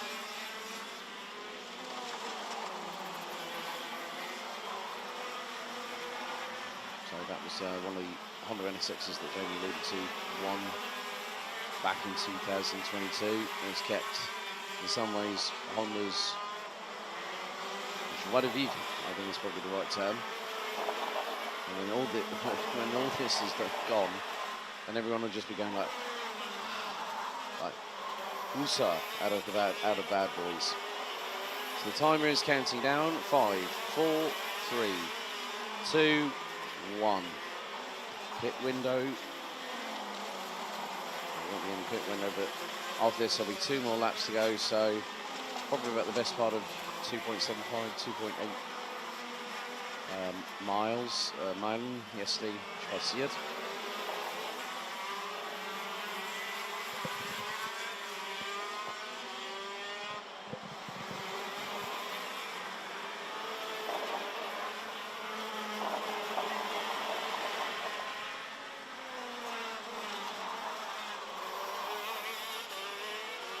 Has officially hit 0, so we're just going to wait for the 2 big men.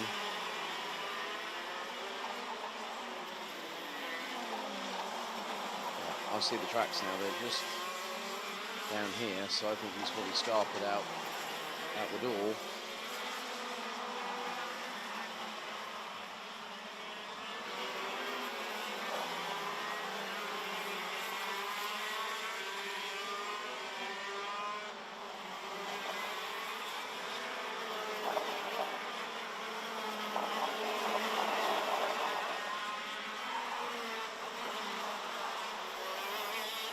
The final lap is truly underway. Wesley Duval leading by just over 2.7 seconds. Shifts down the gears after taking a couple of different lines through Chelmsford. You can actually also go past all the London car dealerships. The main brands are there. Mercedes-Benz, Bentley, Porsche, Ferrari. You get my drift.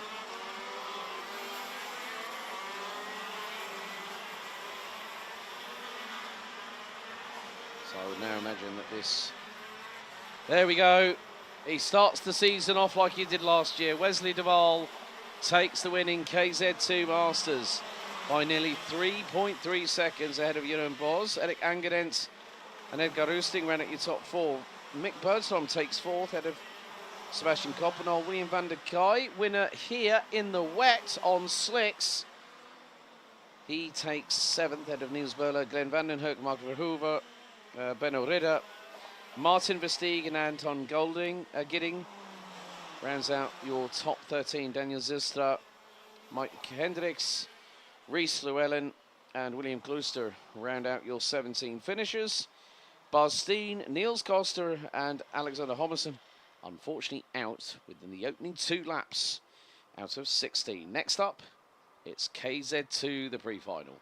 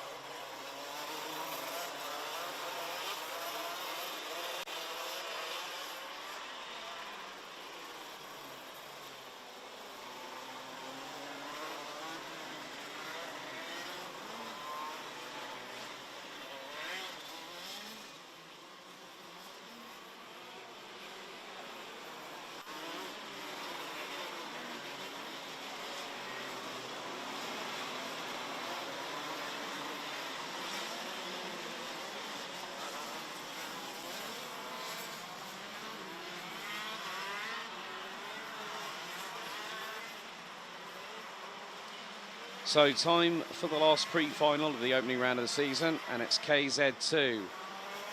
Daniel Tenbach put it in pole position ahead of Kevin Steyer. Jens Strø, this year's Karting Champions League KZ2 winner, who, along with getting a, well, he got a really good opportunity, a brand new set of tyres, and also an MP Motorsport Formula 4 test. Well done to him.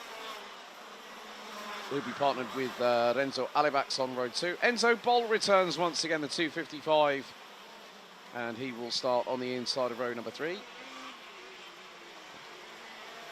And then he'll have Denmark's Fredrik Zebbes alongside from SP Motorsport, both from the same stable. Robin Glerum and Dirk van Zifteld, Ryan Kivitsbosch and Rick Mewers rounding out the top 10. Happy birthday for earlier on this week, 16 years of age. That's Tommy van der Sloys on the inside of row number 6. He'll be joined by Milan van Vinden, Jeffrey Fixer, Nigel Hendricks, Sam Vinma, Giovanni Witteveen, and Jiro van Duivenvoort will round out the 17-strong grid.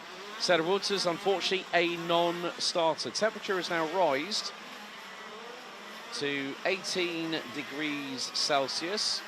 Wind to the east, slightly lower than what it's been. We had 26 kilometres an hour, now we've got 24. Humidity has dropped all the way down to 64%. Cloud cover still very prominent. There is still a little bit of residual sunlight trying to break through the clouds here.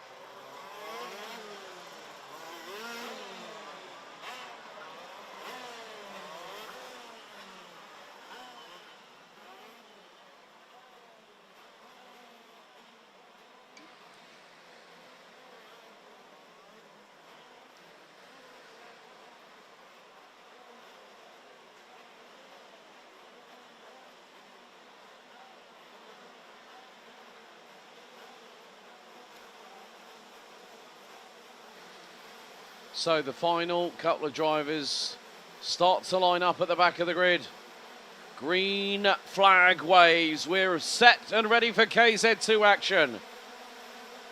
Red lights on, revs rise, and we're on away. And the scramble begins. Couple of drivers really bogged down, trying to put the power down from first to second on the acceleration phase from the start. But already the first couple of drivers. Oh, and a little bit of a coming together between two Birrell ARTs at the back end of the field as everyone makes their way through into turn 5, now into the left at 6 for the first time. I think it was Renzo Alivax that might have got the jump on the Henze chassis. So, well, Alivax has jumped up 2 places. Daniel Tenbach leads the way. Side by side, I think 277, Van Zifteld. And has just been muscled out of the way a little bit. I think Van der Sloy's got through. So after the opening lap, Tenbach leads, Alivax second, Boll, Glerum, Strø, Kivitsbosch, Zebbes, Van Vinden, Van der Sloy and Van Zifteld. That is your top 10.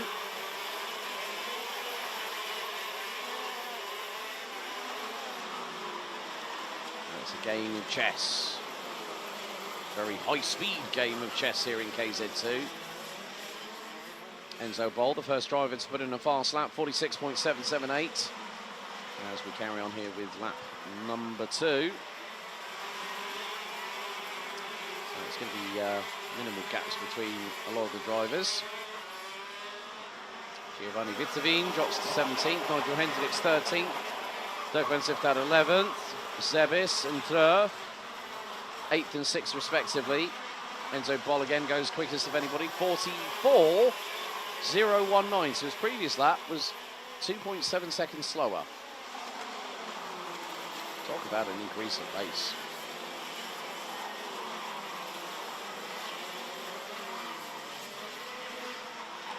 Two minutes down, 8 to go. So Stehauer leads. Pretty good job there. It's the 2-1-1. Tenbach has got Renzo Alivax on the Henze chassis just behind. Enzo Boll 4th, 5th. Robin Glerum.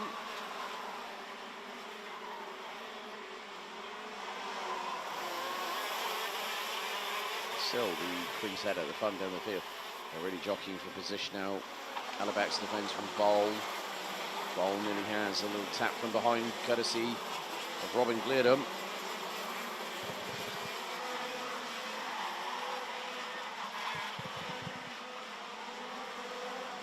Steyhauer fighting off Daniel Tenbach, Renzo Alibax, Enzo Boll. Oh no! And into the barriers through contact. But Enzo Alibax gets punted into the air by Enzo Boll, and both of them are out of the race at the penultimate right-hander. I've got to say that was a bit too overzealous from Enzo Boll. I think he just tried to chance it, and it just went completely wrong for the 255. Going into that penultimate right-hander, and well, that's more than likely bent the axle on the back end of Alibax's kart. These things do happen. Sometimes you... And so, we have a... Oh, now, are we going under full course slow procedure? Not quite yet.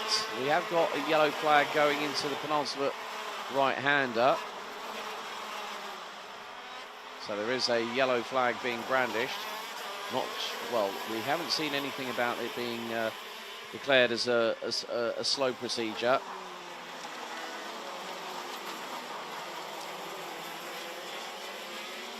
But there's definitely a yellow flag at the penultimate right-hander. Just, I think the slow board shown at that time was just to say to them, just slow it down. Don't.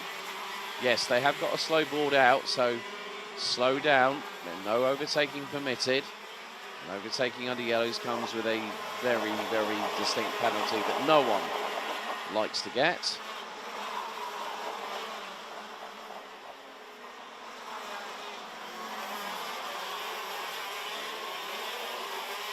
scrambling through turn number 4 once again. Frederick Zebis has got... Oh, Jeffrey Fix has been motoring his way up, and Frederick Zebis has lost 2 places. Nearly make that 3 with Dirk van Zifthout. Fix has gone purple across the board, 42.938.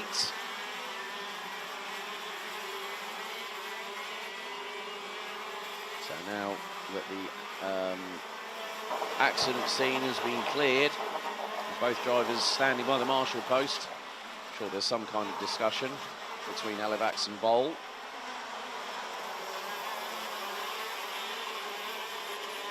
So 4 minutes and 35 seconds still to go, plus an additional 2 laps.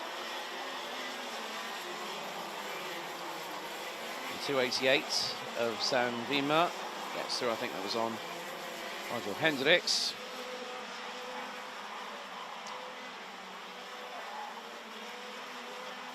So 15 of the 18 original drivers start to be on this grid. Well, 2 have retired, 1 has non-started. 60% down, 40% to go, plus 2 additional laps.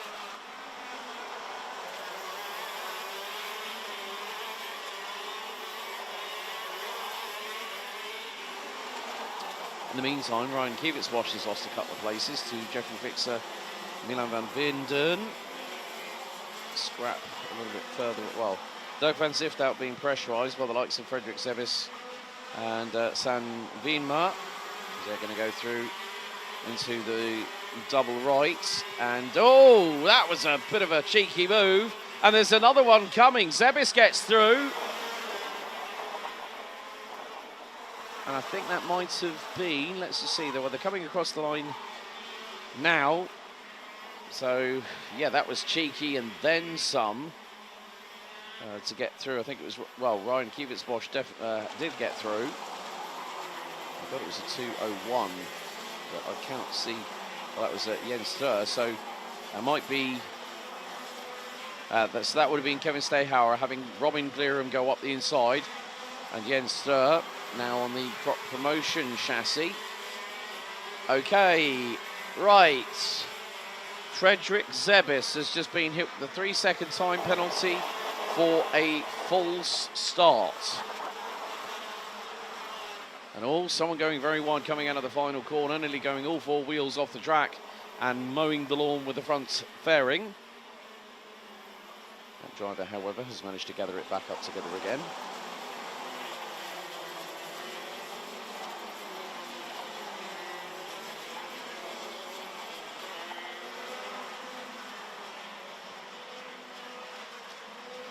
So 2¼ minutes to go, plus those all-important 2 additional laps.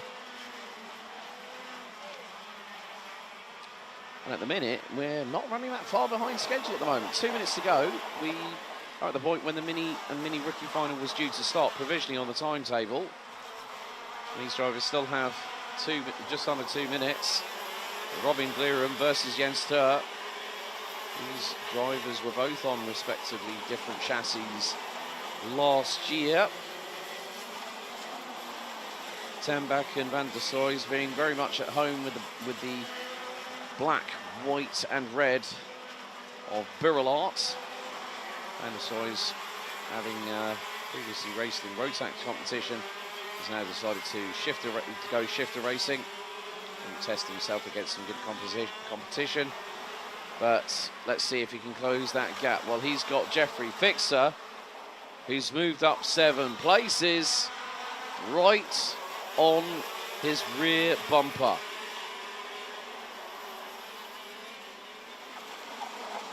And Jens Tur trying to get through on Robin Glerum through at turn number 5. That's not going to work, I'm afraid. You can see that on the braking zone is very, very heavy indeed to brake and then turn the kart in. So you've got to just have that little bit of compensation reference to tyres. Are they overinflated? Are they underinflated? How underinflated can they be before we get a little bit of a grilling? Well, I don't know the actual thought process of that being introduced, but I'll be eager to find out at one point. And change for the lead at turn 5. Jens Tur snaking under braking, gets through on Robin Glerum for the race lead. This time around we'll go on to our penultimate lap, and now everyone else is the floodgates have opened. Now Jens Tur has done that. You've got Stehauer, Ten Bak and Van der Sloys waiting to pick up the pieces if anything occurs. At the moment, well, not too sure if that will be the case or won't be the case. It's just... Oh, and one of the Birrell Arts has just drifted wide. Now, that was not Tommy Van der Soys. I think that was Daniel Ten Bak. Jeffrey Fixer dives up the inside. And that is a great counter-offensive move. On 254, I believe. Goes up the inside at turn 3. And then you see what happens next up at turn 4. Dive bomb Van der Soys, let's call him. But Jens Tur is going to bring us on to the final lap of this race. His lead was 0.167. It's now 2/10 quicker. 0.367 between him and Robin Glerum going on to the final lap. Stehauer, Van der Soys, Jeffrey Fixer and Daniel Ten Bak ran at the top 6 with Van Vinden. Dirk van Siftout, Kivis Bosch and Frederick Zebis running all that top 10 out.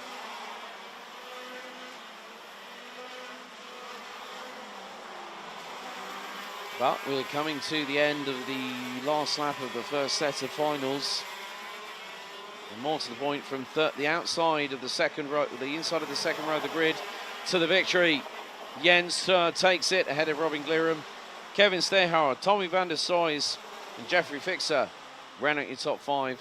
Van der Soys and Fixer both making up 7 and 8 places respectively. Ahead of Daniel Ten Bak, Milan van Vinden, Dirk van Siftout, Frederik Zebis, Ryan Kivis Bosch, San Wienmer, Rick Mewis, Nigel Hendricks, Ciro van Duivenvoort. And that is going to be, well, and also Giovanni Vittavine with Renzo Alibax and Enzo Boll out after contact on the penultimate right-hander on lap 4 with Serv Wouters not taking to the start. Next up, we turn our attention to the finals.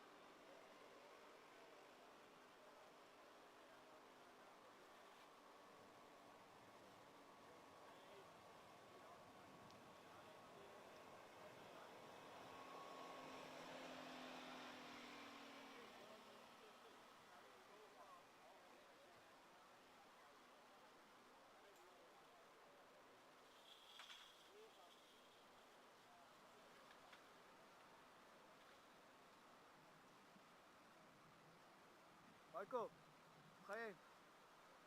Nee. Ah.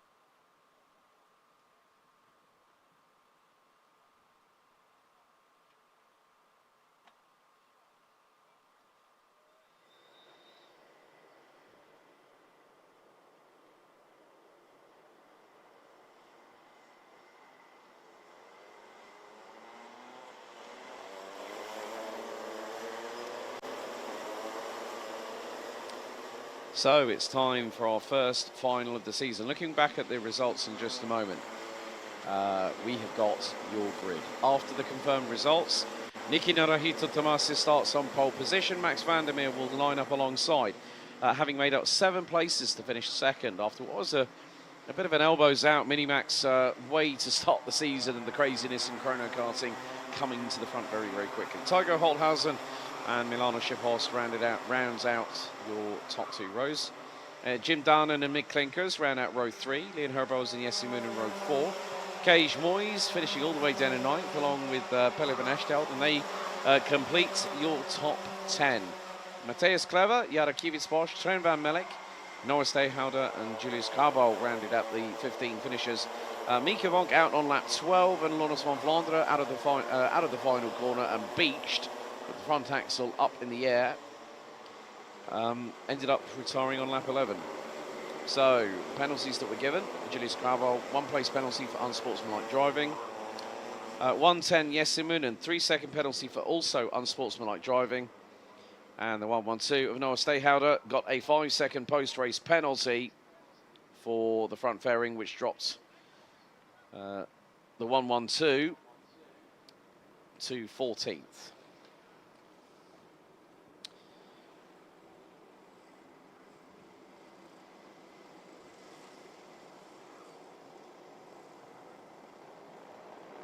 So pole position on the right-hand side of your screens, on the right-hand side of the track, and also when the camera is facing it, it will be on the left-hand side. So 13 minutes plus an additional lap for our first of 6 finals. Prize giving will be at approximately quarter to 6 this evening, but that depends on what happens between here and now. Running about 10 minutes behind schedule, about 5 minutes behind schedule, but into the tram lines we go for the first final this year. Revs up, lights are not going out, we're going to go round again. Oh, it's like a broken old record, you know. It's just like, we'll full start here, we'll full start there. One more full start, the clock starts ticking.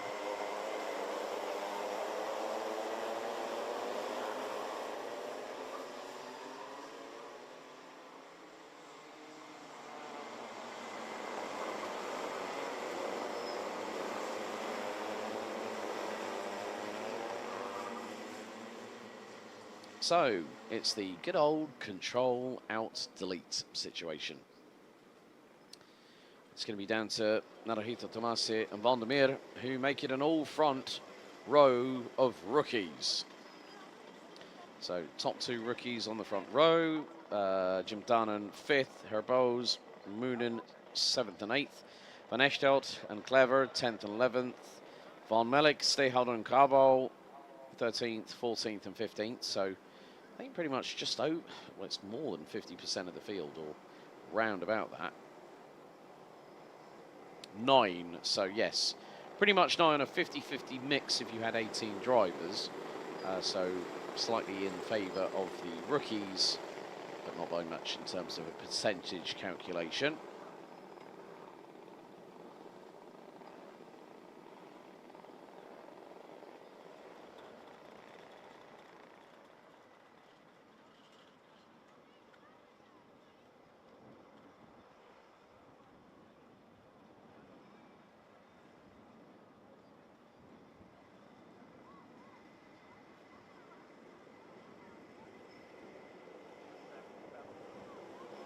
So, into the tram lines, revs rise, lights are on. Lights are out this time, we're underway. Oh, and a little bit of a shove there for Max van der Meer as the field hurtles its way through turn 1 on the opening lap. And it's just nip and tuck. Everyone just about makes it through without too many major skirmishes. But it is Niki Naruhito Tomasi that leads the way. And right with him, Tygo Holthausen has jumped through, as there's going to be a change. That's for 8th place. Looks like Jesse Moonen has ended up behind Cage Moyes. 3 wide at the back through turn 6. That was a bit of squeaky bum time there, right there and then. But Tygo Holthausen putting the frighteners early on Niki Naruhito Tomasi. Holthausen's been in this class for at least a good year more than Naruhito Tomasi, who is a rookie. After the opening lap, Naruhito Tomasi leading by 0.1 of a second. Ahead of Holthausen, Jim Dunn, and up to P3. Shiphorst, Klinkers, Herbos, Moyes, Van Echtelt, Kiewitzbosch, and Van der Meer drops all the way down from 2nd to 10th place. Shows how quickly, if it gets a bit too chaotic on the start, there is always going to be one really big loser. It's not time, it's normally a driver. A little bit further back, well, Cage Moyes, 134, is getting on with business, having just got past Leon Herbos. So that would have been for 6th place. So 3rd, Jim Dunn, and then Milano Shiphorst, Mick Klinkers. There's going to be a possible change going into turn 1. And did that driver make it? Yes, they did.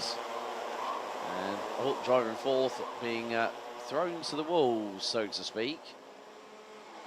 And it's the 114 of Milano Shiphorst that gets through. So does the 134 on the Birolot. Gage Moyes gets through. I think it was Mick Klinkers that he passed on that particular occasion.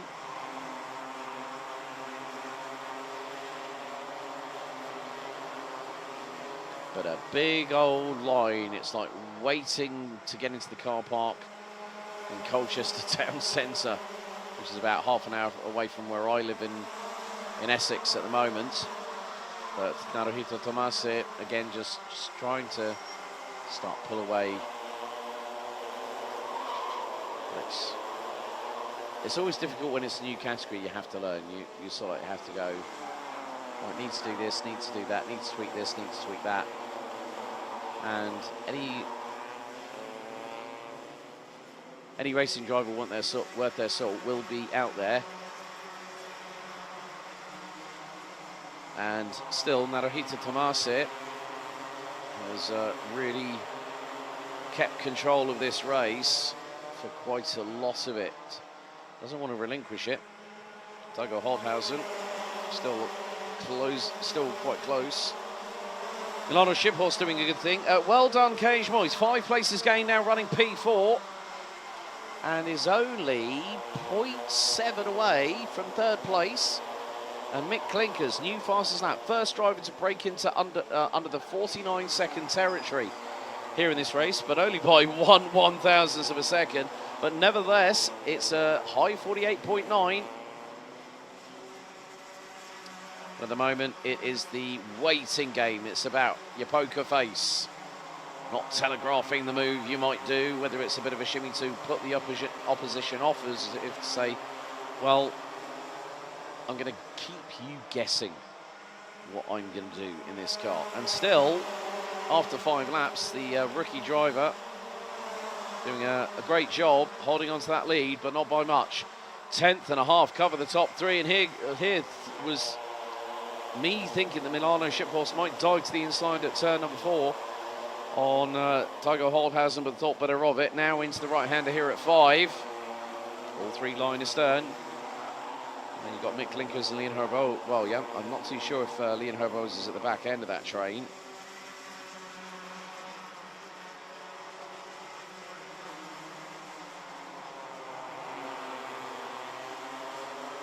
We nearly ended up being 3 wide between 2nd, 3rd and 4th there. Between Holthausen, Shiphorst and Moyes. And then Mick Klinkers, very much with them at the moment. 5 minutes down, 8 to go, plus 2 additional laps. And is this when Moyes dives to the inside and he gets through? That's turn 4. Beautiful move there from the 134. He's also been doing a lot of karting in the winter. Some drivers have really started to expand their repertoire as they get older. Moyes is one of said drivers that has facilitated a very fast track protocol in terms of how they go about their business and still race in multiple categories and have to be very much so adaptable. We have got a yellow flag out. So, and it's because the 103 went exit, stayed, well, left the circuit. Yadakiewicz wash. And it was nearly 2x2 side by side. Hurrah into turn number 1. They've all started to gather themselves a little bit more again.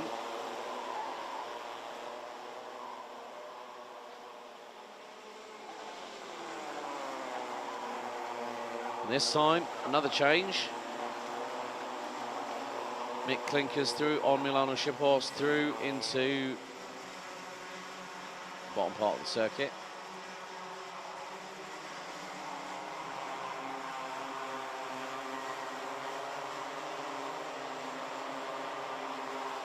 The 6.5 minutes still remain, plus an additional 2 laps. Moyes starting to reel in the 2 in front.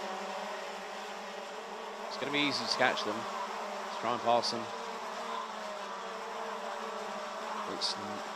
It's always that way. It never will change. But Moyes again on a binge of speed. The youngster from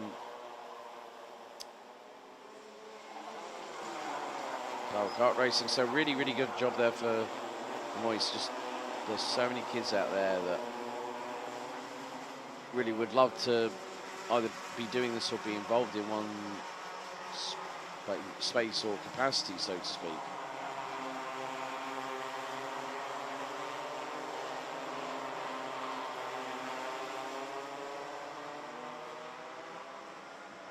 Nicky Naruhito Tomasi last time round had nearly a 4.5 of a second advantage. It's now gone to Moyes 0.33 and just around about 4 tenths, well, 4 years later, as in 4 tenths later. It's not quite 4 tenths. It's basically, if you're looking for a Japanese calendar, try and find information out. It's a little bit easier said than done. You can find the Japanese and try and translate it.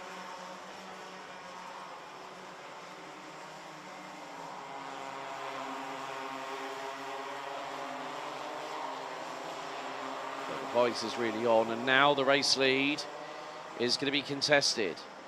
Iki Naruhito Tomasi has got a fast charging Moyes, who's got the crosshairs located on his back. Say, right, we've got a little bit of, we can have a little bit of play time here, or I can get on with it and get past you. Now, bearing in mind,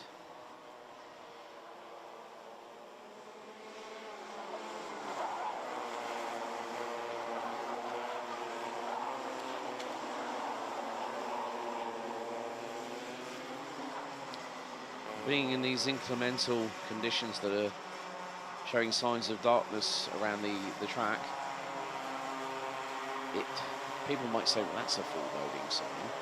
Well, just at the other far part of the circuit, the top right-hand corner, there is also another sandwich place.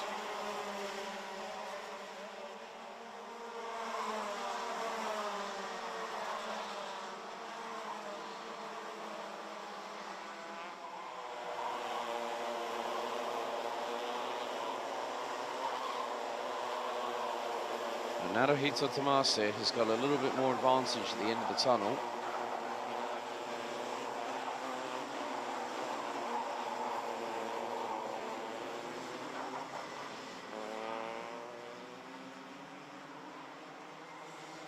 That looks like the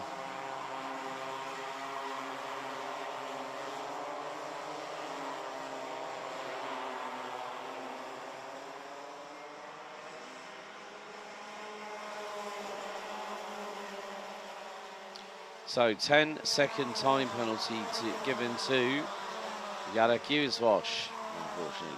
For a shame. But unfortunately, rules are rules.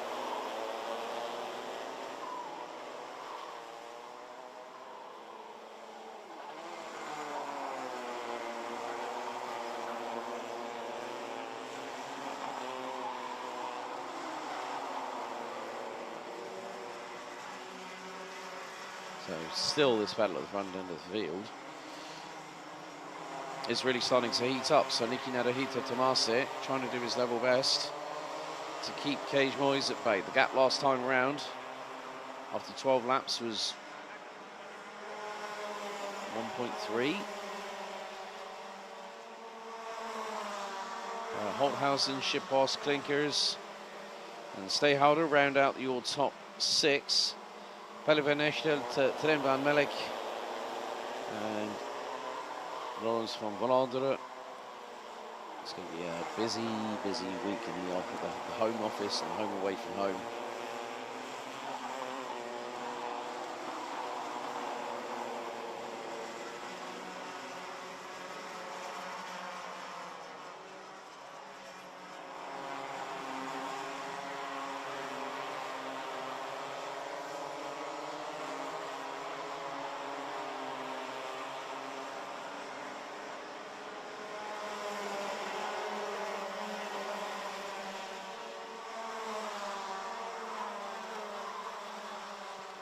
And still, Cage Moyes, once again, putting the frighteners on. And he came into this season with a title to his name. And they go down the hill once again. So 1 minute. Cage Moyes, Milano Ship Horse continues to run. Second and third behind Naruhito, but it's one thing to catch somebody, one thing to do it with a very strong grip. If you do that long enough, you'll probably get a bruised forearm for doing so. But this is what Super GT is all about. Yes, there are 3 major manufacturers, 2 of which are very much aligned through the Toyota Corporation. And that'll be Toyota, and you were saying Mazda. Because Mazda at one point were also owned by Ford Motor Company, if I remember correctly. But it's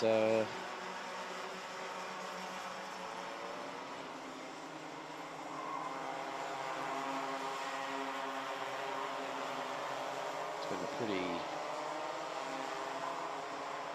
easy time for Nicky Naruhito Tomase. He's going to come out of the final corner. So final lap underway.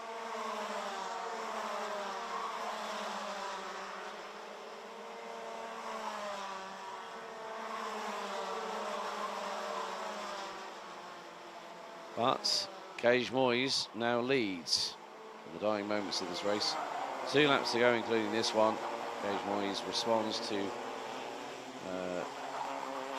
normally, what was it? The Thomas Dauphin Nicky Naruhito clear up operation, which his team social media, I think that's good, having a battle now, a building now where it really can take off, can't it?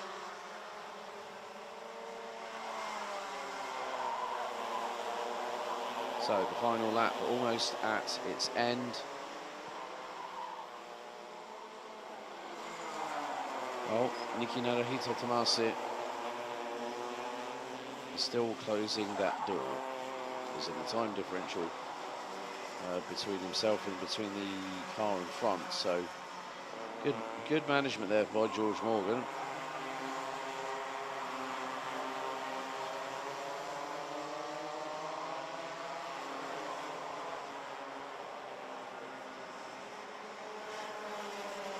But it is going to be the fact that Cage Moyes picks up the win in the final by 9/100ths ahead of Nicky Naruhito Tomase. It stormed to pole for race 1. The last-ditch effort on what were extremely scrub tyres at the point.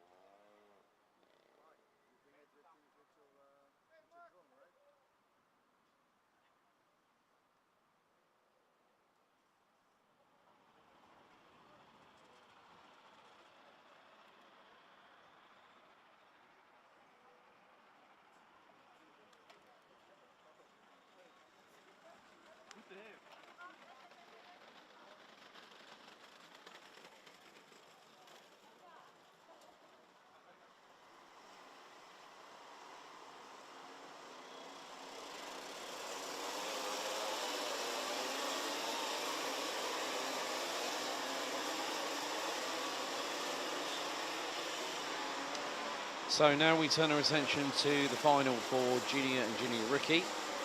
Boris Maximov starts on pole position. He's got Bodine Blankenberg alongside on the front row. Lieke van Berkel and Brown van der Weyken ran out your top 4 positions. Head of Lieke van Leer, AJ Berggraaf, Boris Verhaag, Storm van Rossum, Lionel Munguia, Nu den Engelsman, Jud Drent, James van der Poel, Devin Mieta, Seb Terhorst and Marieke Hiemstra. Max Siderski is going to start 16th, having retired on lap number 7. And Nick Boomers got a 1-place penalty for unsportsmanlike driving, but was out with just one. Well, was actually out on the final lap. Hiemstra got a 3-second penalty for 2 wheels outside of the tram lines on the start protocol. Reference the procedure for that one.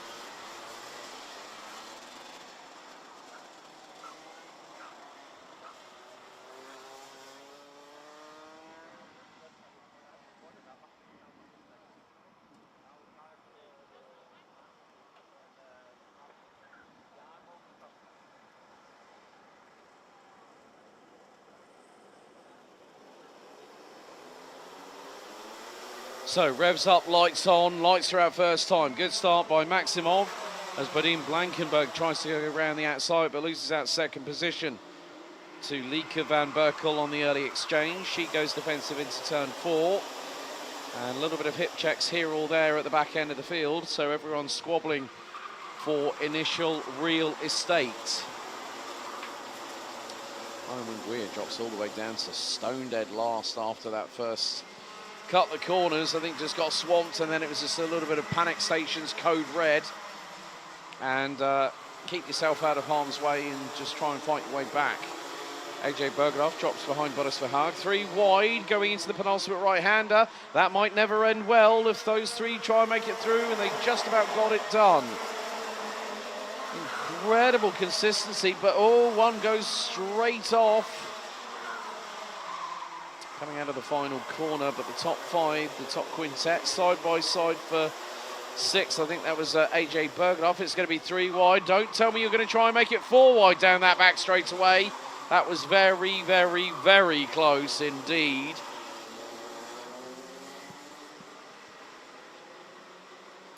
So at this point, never easy to try and keep a cool head. Yes, it's a tight circuit. Yes, there's plenty of pack racing. But this is how karting works, is that if you get into a train, stick with it as best you can. Maximov continues to lead. Van Berkel second. Third, Blankenberg, Van der Weyken, Van Leer. And the top 5 were covered by half a second. Dive up the inside for P2. Bodine Blankenberg gets through on Lieke van Berkel. She could lose out to Brown van der Weyken and Lieke van Leer if she's not careful, because she's going to be at the outside of the corner. She tries to cut across the 296. Van der Weyken is through, and Van Berkel sternly defends against Lieke van Leer on that exchange.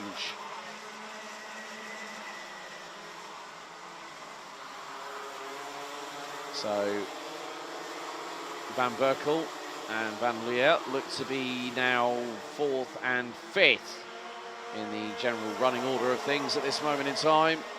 Maximov continuing to rule the roost, so to speak. He's trying to lead, but he's only got a quarter of a second in front of himself and Bodine Blankenberg.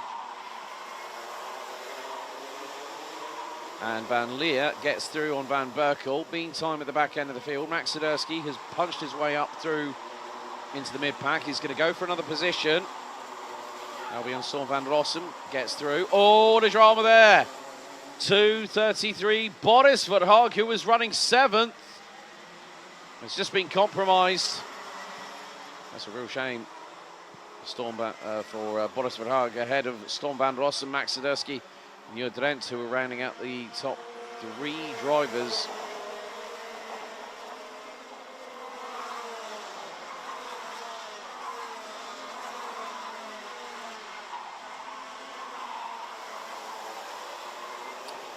It really is getting a bit feisty at the front end of the field.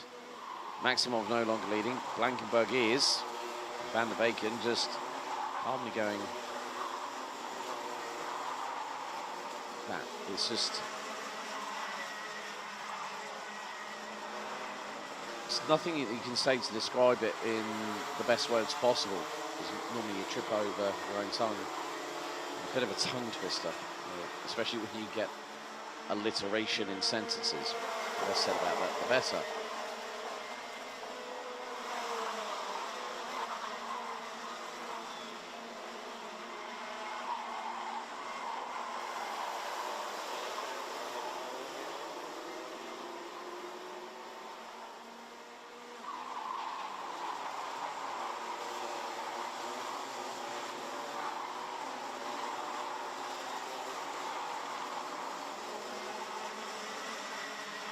So 8 minutes and 40 plus an additional lap. Berghem Blankenberg trying to start stretching that gap, that little bit of an advantage window of opportunity for Boris Maximov for final race.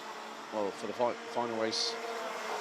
Sorry, Junior Max Rookie, and final race of this event before we go to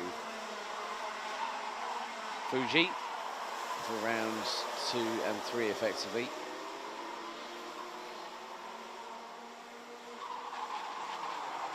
Luca Van Leer has got through on board as Maximov, who is uncharacteristically starting to squabble a little bit.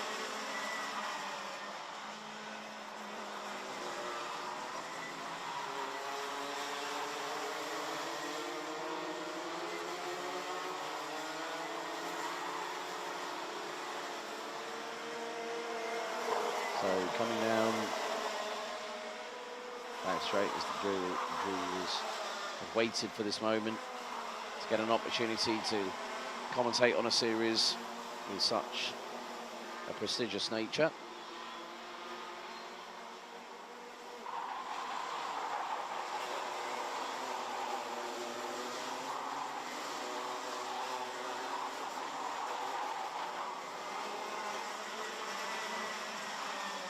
But still, well, Van Leer and Blankenberg are going to go into battle very imminently.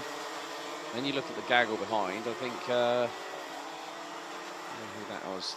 That looks to be Boris Maximov. Lieke van Berkel, well, it's going to be AJ Berghoff. Here goes the move for the race lead. Time to millimetre precise perfection. Bodine Blankenberg right up the inside of Luca Van Leer, and Van Leer didn't realise what was going on, got a little bit kerfuddled, and that was it. Move was completed.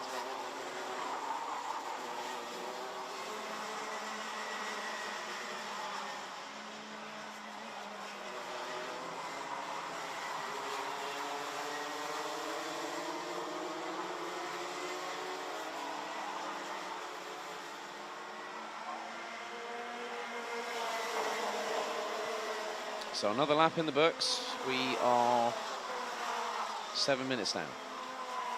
So just over the 50% mark. And here goes Swiderski up the inside, neat as you like. And that's in P3. Chasing down Berghem Blankenberg and Luca Van Leer.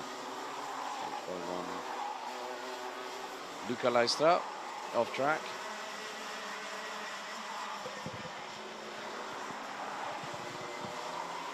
But with 5 minutes and 30 seconds, plus change, plus an additional lap, there's any modicum of surprises that might fall our way. In terms of humidity, probably close to 70% here in Okayama. One of the things that we do know, Jamie, is when the rain falls here in Japan, it's...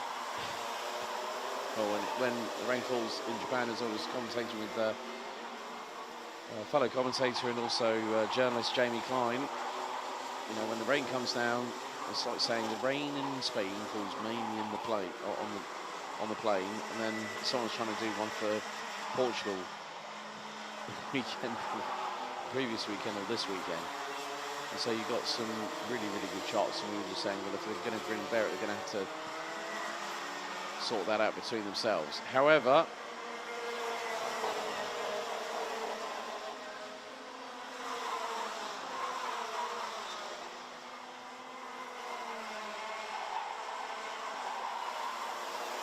it could really be coming down to the last couple of laps or so, where some drivers that have been using the same set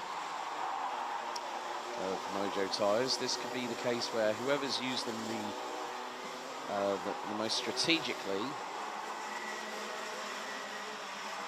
has had the upper hand.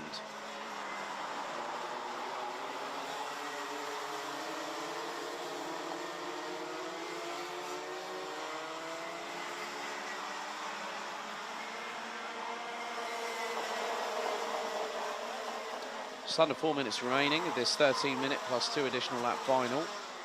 Max Siderski smells blood in the water, dives to the inside. Lap 13, turn 4. He gets through for the race lead. Boris Maximov removes forcibly from the equation. Oh, no, no, no, no, no. Oh, Badine Blankenberg into the right rear of Lieke van Berkel, heading into what would be effectively turn 5. So Van Berkel got a little bit of an assist there, I'm afraid, and now she's going to find out how far she'll drop. So Van Leer, Van der Beken, Van Berkel.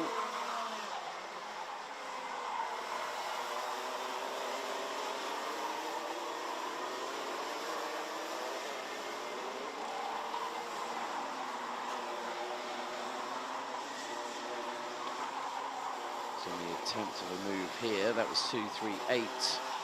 Storm van Rossum getting passed by Lieke van Berkel, who's on the recovery drive around the circuit. This double right-hander at the end of the track can sometimes be a little bit misleading in how high the gradient might be. Obviously, if you're a karting fan and you want to come out to someone up mid, come out to Belgium. Come to Karting Genk, even come here to Second Berghem, about half an hour away from Eindhoven International Airport. But the timer is counting down, 2 minutes to go, and Max Siderski, who started 16th in this pre-final, is probably a handful of laps away from taking pole position. Oh, in terms of, well, not pole position, but more pole position is in top step of the rostrum for this race, but not the person that is going to be a very, very busy lady once again. So this will give us, this will effectively give myself, Crystals, and Kira Mogg, who've got something quite special happening that I can't really tell you about. Verbal non-DA, so I'm not going to spill the beans. I might tip it down the sink. But now the race is stabilised. Biggest mover, of course, Siderski. But can Van Leer go for broke and try and get through?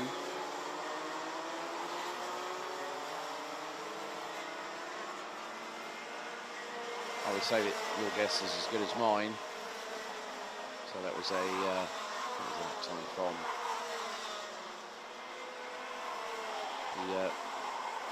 from Lieke van Leer to Max Siderski. That's how far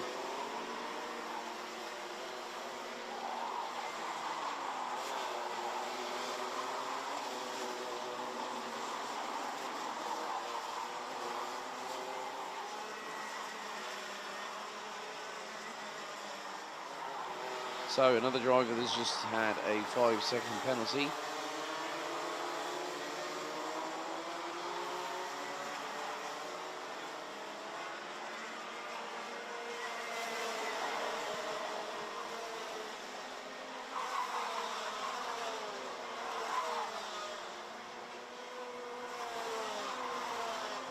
Perfect. So 3 laps to go, including this one. Max Sadurski still continues to lead. Luca Van Leer rides on the wheel tracks of the 13-year-old, based out of Zurich in Switzerland.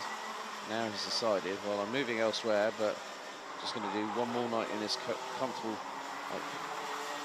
like those mobile home pods that you can get, and then you can put them in the back of your vehicle and still do the campfire thing and sing, you know, have hot cocoa and chocolate, like say cookies, and then someone's strumming the old acoustic guitar.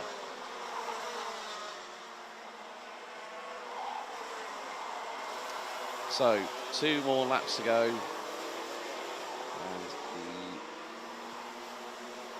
drivers who have already entered the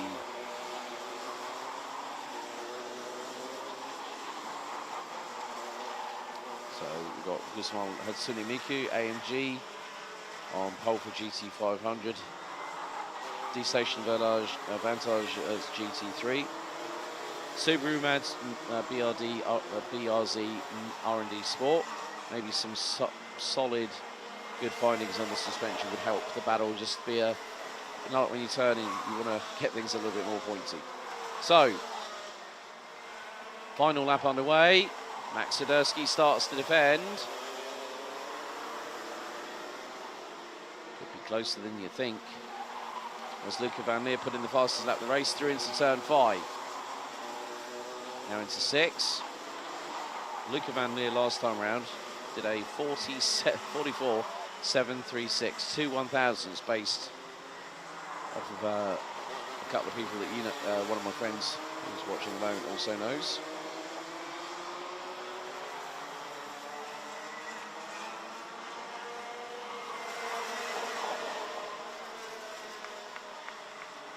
But the checkered flag has fallen. Max Sadurski takes the win by 0.123 of a second. Luca Van Leer P2. Boris Maximov, Bram van der Weken, AJ Berggraaf. They complete your top 5.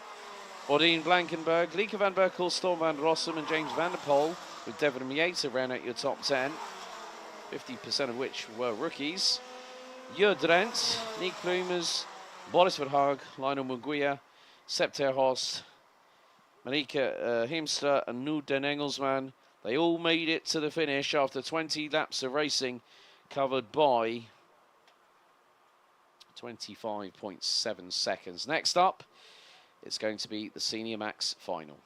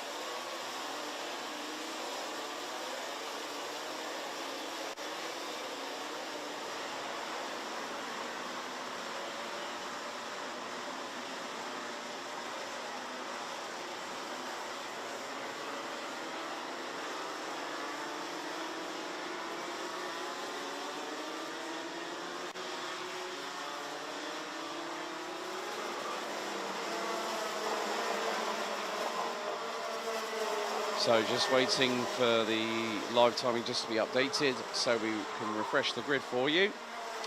So, plenty of penalties handed out in the senior pre-final, but the starting order will be as follows. So please ignore the grid on your screens. Kaz Boshouse won the pre-final by 3.6 seconds ahead of Sam Bergstein. They start on the front row ahead of Jort van Wijk, Mitch Haynert, Felipe Falk, Julian Klausman, Bram Plomp, Benjamin Van Hees, Thijs van Wijk and Flynn Fitters. That's your top 10.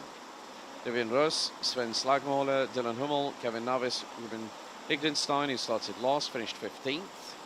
Stijn Peters, Mike van Maastricht, Sim van Vliet, Krik Knorden, Martin Herrera, Jay Zurveld, Ralph van der Pavet, Rein van der Meer, Jake Menton, Kian de Jong and Matthias Tolo rounded out the 26 finishers. DNFs in that restarted race, Luca Prima, Dave Stevens, Jure Valkenaars, Dylan LaHaye, Scott Westhovens and Luna Blum. The drivers that were eliminated after the incident that involved the full start: Dominic Schiepers, Jim Back, Enzo van den Dickenberg, Raymer van Beek and Philip Wisniewski. 2 drivers got a 5-second penalty for ignoring the yellow flags. 2 got a 3-second penalty for very unsportsmanlike driving. Another 10-second penalty for very unsportsmanlike driving. Multiple front fairings as we go. Revs up, lights out for seniors, and Bergstein tries to put it to the outside. And are they going to get through this? 37 of them on this grid. And everyone's jostling from here to there. 3 wide coming out of turn number 4 for the first time, right in the mid-pack. They are swarming like a hornet's nest here in senior Rotax, but Kaz Boshouse has scarpered away to get a little bit of an advantage over Sam Bergstein.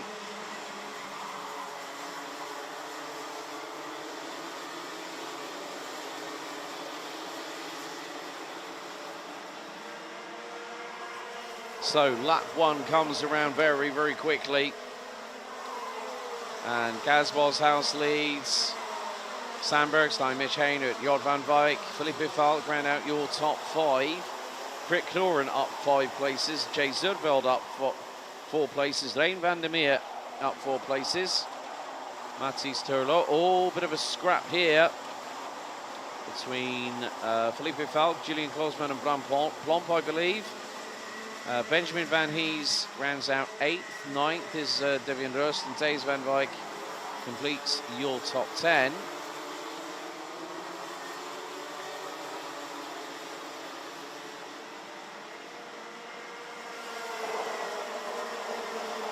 So,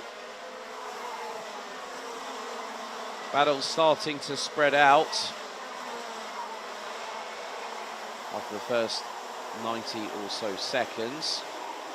So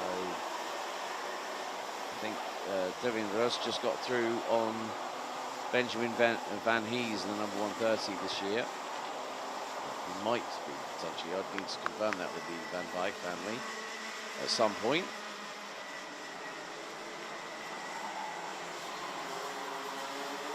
Kaz Boshouse, however, is continuing to lead the way.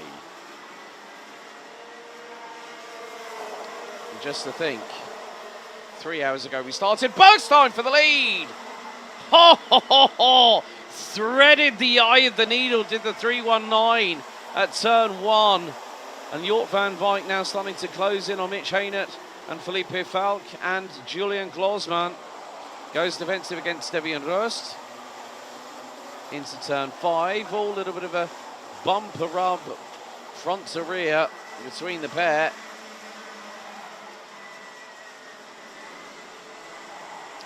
So 36 drivers running. Mathis Turlo has ended up not taking part in this particular encounter.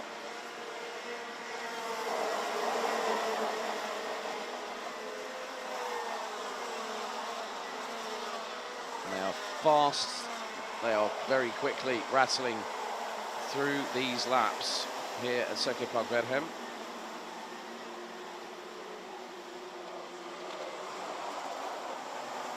Now there was a car that just went past the line. I'm not too sure. It sounded like there was a little bit of scrapage on the bottom of the front fairing. Meanwhile, dive for the lead. And through back goes Kaz Boshouse. This is going to bring Mitch Haynert in very, very quickly indeed. And what could happen after that? If Boshouse has a victory to his tally this early in the season, it's only going to instill him with confidence and full self-belief. But you've also got to beat your opposition.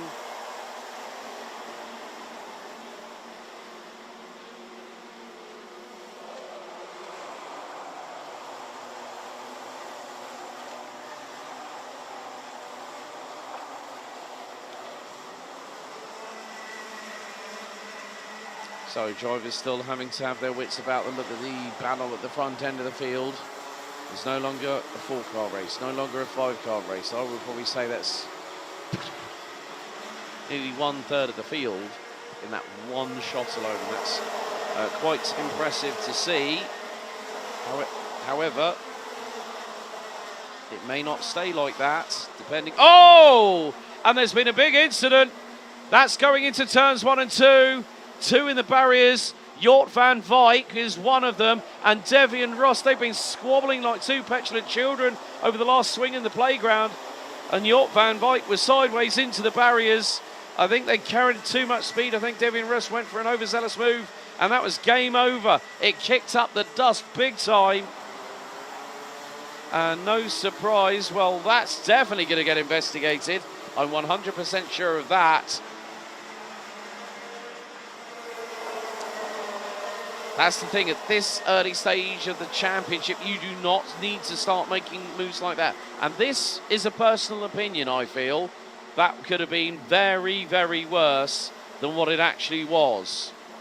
And I have to say, Devi and Ross, Jort van Wyk, you two are incredibly fortunate that that did not end up worse than what it was in the end. But top 4 in contention for the race lead. They may have to be very, very careful because the person who put it on pole, Benjamin Van Hees, is now 5th. No, now he's back to 6th because Felipe Falca's got him through in the 378 TB karts.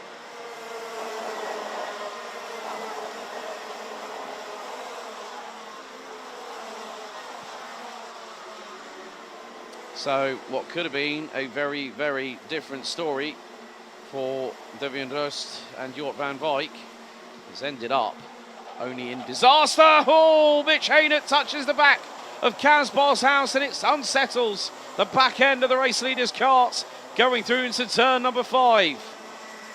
That has just been the wake-up call for Kaz Boshouse, courtesy of TV Kart Netherlands. Mitch Haynett, who is chomping at the bit to get to the front end of the field, but he can't do things like that too often. Firstly, he'll be picked up by race control. Second of all, if the clips are in, that's an automatic 5-second penalty. You cannot protest against it. It's judge of fact.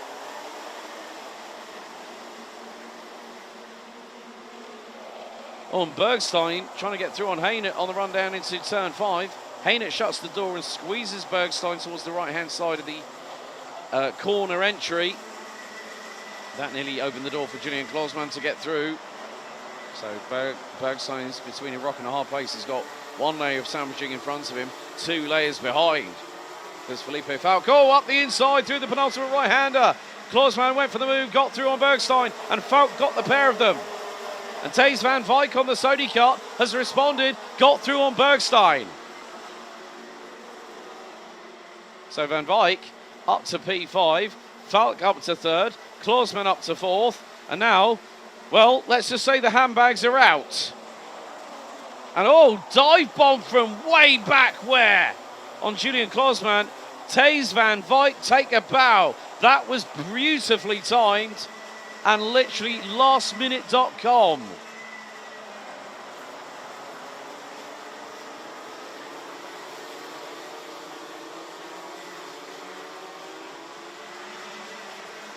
The Kaz Boshouse is leading the way. 2 TB karts in 2nd and 3rd. Haynett and Falk.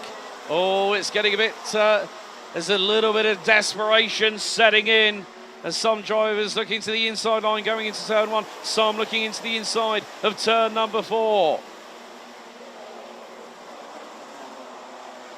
And one of them was Benjamin Van Hees. Oh, careful, careful. That was through turn number 5. And Flynn Fitters, unfortunately, got the short end of the stick on that one. Dropped at least a couple of places.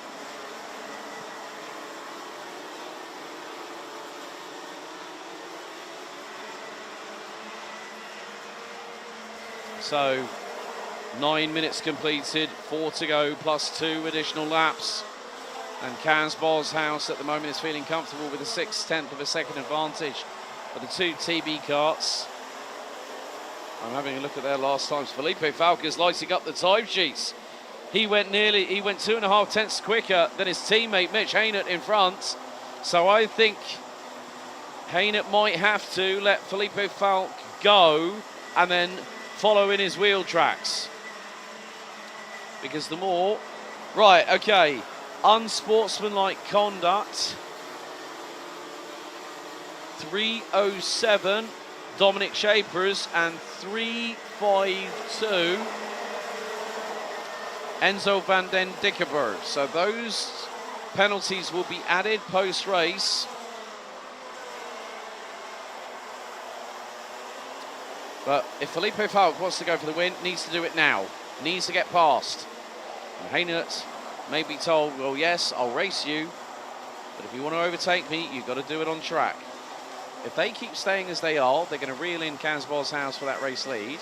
But if they stay like that for an intense duration, then the number 369 of Thijs van Wijk, running with Belgium Racing on the Sodi Cup, normally runs with Dan Holland Racing in other competitions, such as international events, under the governance of the CIK FIA through the general regulations. Oh dear, he's at it again. Bergstein and Klausmann. Bergstein's done it twice in the same race. But now, all I'm going to say is 3 words. Strength in numbers. As Mitch Haynett and Felipe Falk have closed on in to KZ Boshouse. This is a battle for the win in the final.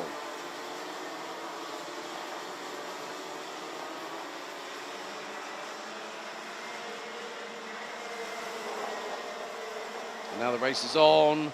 Oh, that got very close indeed. Mitch Haynett's going to dive up the inside through at turn 2, and Felipe Falk follows him. And KZ Boshouse goes from first to third within 3 corners. Great work there by the TB Kart squad. Now they can start fighting between themselves for pride and glory. However, this is the big but. And I'm not talking about a posterior. The big but is, if KZ Boshouse brings along more players to the party, the 2 behind him in particular, you bring in Thijs van Wijk and Sam Bergstein, you know that there are going to be fireworks. 4 laps to go. Bergstein right in the wheel tracks of Thijs van Wijk. And he's going to dive to the inside at turn number 4. So Bergstein is the first one to really, really start giving it the berries. Just behind Van Wijk is going to be the number 373 of SR Solutions, Julian Klausmann.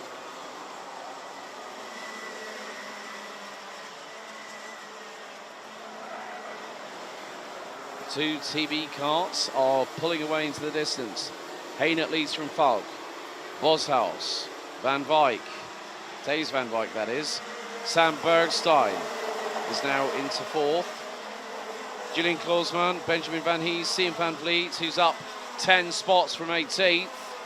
Dylan Hummel and Krik Knorren now round out your top 10. So timer has expired, 2 more laps remain. And this is going to be down to the wire. Now, Mitch Haynett and Felipe Falk, since I've been a part of Chrono Karting, I don't think I've seen either of them win a race. But Felipe Falk is doing what a good driver will do if they want to win. Stay behind the race leader. And especially when it's your teammate, because you want to battle that person hard but fair. So 3:97.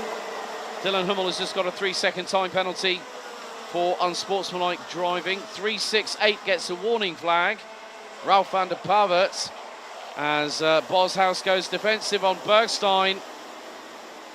And Felipe Falk is just like say, come on, bitch. Move forward. Oh, up the inside. Late lunge. Late lunge by Sam Bergstein. Gets through on KZ Boshouse. And Boshouse instantly goes to cover off Thijs van Wijk. So we've got about 1,300, 1,400 metres of real estate still to go. And it's the 2 TB karts, Haynett and Falk, that lead the way. Last lap underway as the two karts, the two green, white and red karts go through turns 1 to 3 for the final time into the right-hander at 4. Felipe Falk has got to do something special because look how quickly Sam Bergstein is reeling them in. If there's a mistake from one of them, Bergstein will try and take complete advantage and try and even see if he can get the two of them at the same time. Into the left-hander, into the final part of the infield section. But Mitch Haynert looks like he's going to hold on, but does Felipe Falk have a little bit of waft on the 378?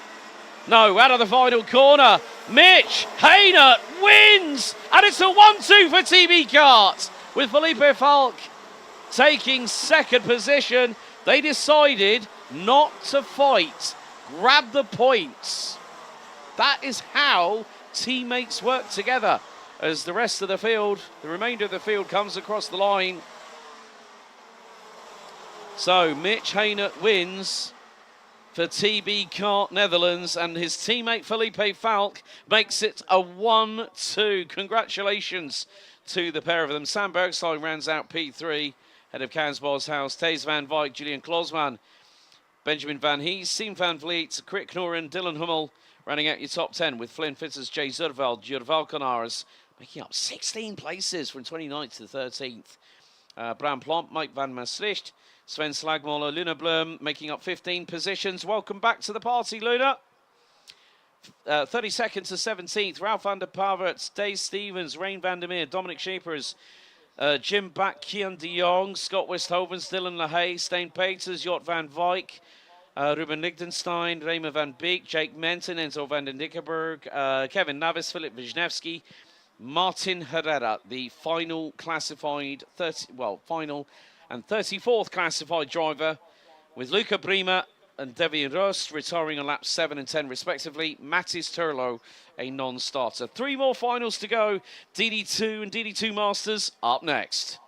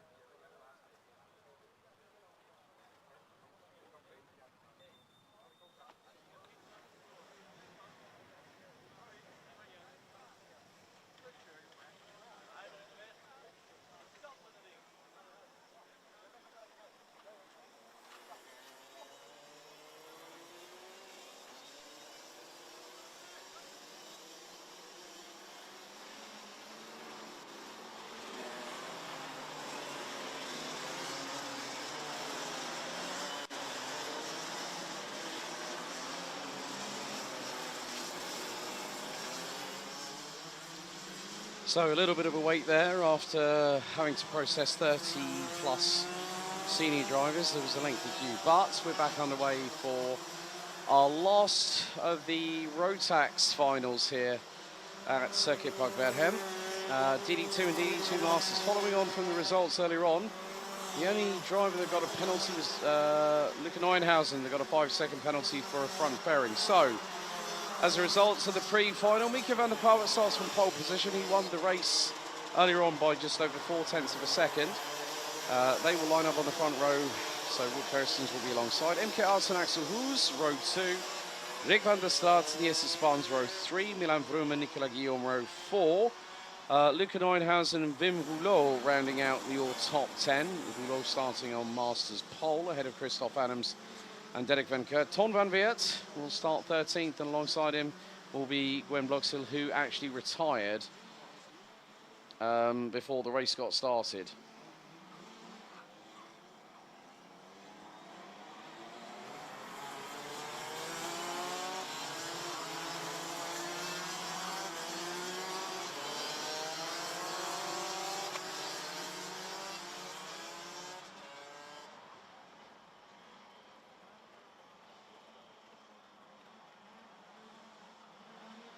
So the drivers are getting themselves set and ready. After this, we'll have KZ2 Masters and KZ2 to bring us to the end of this first round of the championship season. Red lights are on, revs rise.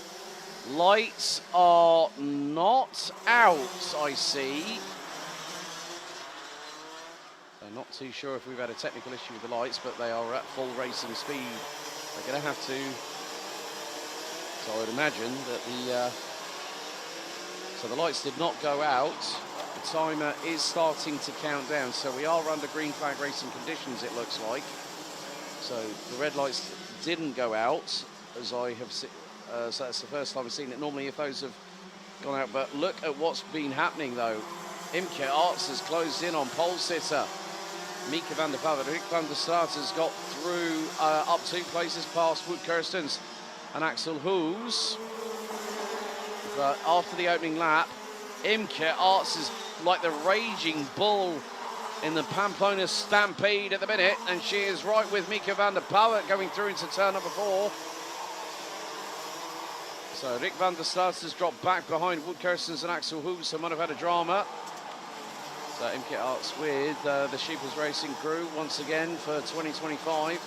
The switch really gave her a new sense of purpose last season, and she was battling right up until the season finale of the DD2 and DD2 Masters last race at the Home of Champions in November of last year. And she was one of the drivers that was really going to possibly get the opportunity to get the title last year. Sam Knopfius took the title. Mechanical black flag, meatball flag for Derek van Kurt. That could either be for chain guard or rear bumper, so that driver is going to have to park it within the next 3 laps. Otherwise, there will be a black flag issued. Wout Kirstens has now picked up the pace after the first 2 minutes. Oh, careful. That was definitely Luca Neuenhausen with the elbows out. Jesse Spans getting a little bit further away, but Luca Neuenhausen definitely showing his intent. Nicolas Guillaume trying to close in on Masters class leader Wim Rouleau. Wout Kirstens now up the rear exhaust pipe of Imke Arts. And there I saw Wim Rouleau saying to Guillaume, just go past me. But it's like, Wim, if you're on the racing line and you know he's quicker, just let him pass. Because he's going to be impetuous, he's going to be impatient, and you might end up finding out the hard way. Derek van Kurt has now parked the kart in the pit lane, so the 444 is out of the race. It's getting very close indeed between our top 3 drivers, as we've only had 3 minutes completed. My God, has it been absolutely captivating just to see on the front end of the field.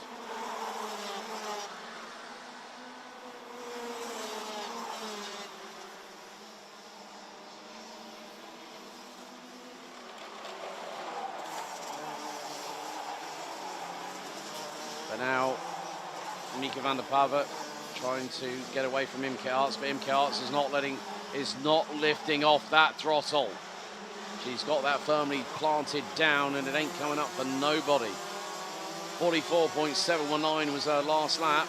44.740 for Mika van der Pavet. Wout Kirsten's last time around the circuit was a 44.765, and it's just on a 45.026. So Wout Kirsten's starting to lose a little bit of time.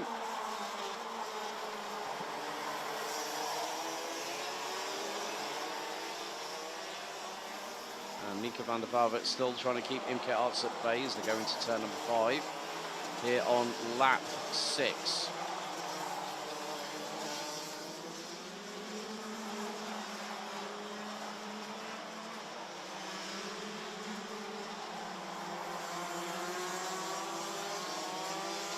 So there is still an opportunity for not just Imke Arts to try and get past Mika van der Pavet, but maybe I would say here Wout Kirstens has a good shot. Axel Hoos a little bit further back than he probably would want. He's about a 10th off of the pace. Van der Pavet responds with the fastest lap of all in this race so far, 44.455. Arts improves, 44.473. Wout Kirstens 44.467. Axel Hoos in 4th puts in a 44.588. So Van der Pavet, Kirstens, Arts, and then Hoos. That's the order of the last lap of who was the quickest and who was the slowest. Like I said, you know, nothing's said and done until that checkered flag flies.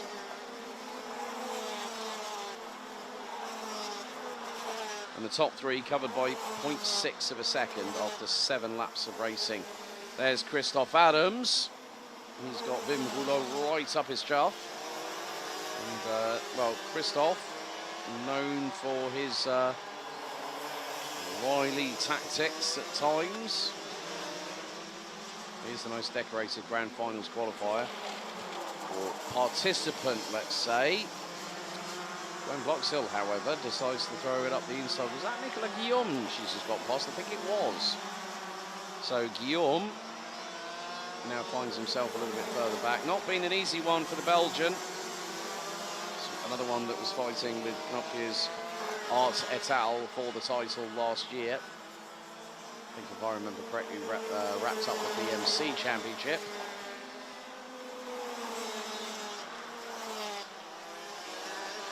And still the fight continues in the battle for Masters supremacy between Christoph Adams and Wim Rouleau. Rouleau looking, oh, that's shades of old from Monsieur Adams. Just neatly, just calmly goes across the front. But it wasn't aggressive, it was progressive. The big difference being that Christoph knew how to unlock the steering, open it up, and effectively say to him, well, you need to do better than that to pass me. You ain't gonna get that opportunity unless I decide I'm gonna provide that to you.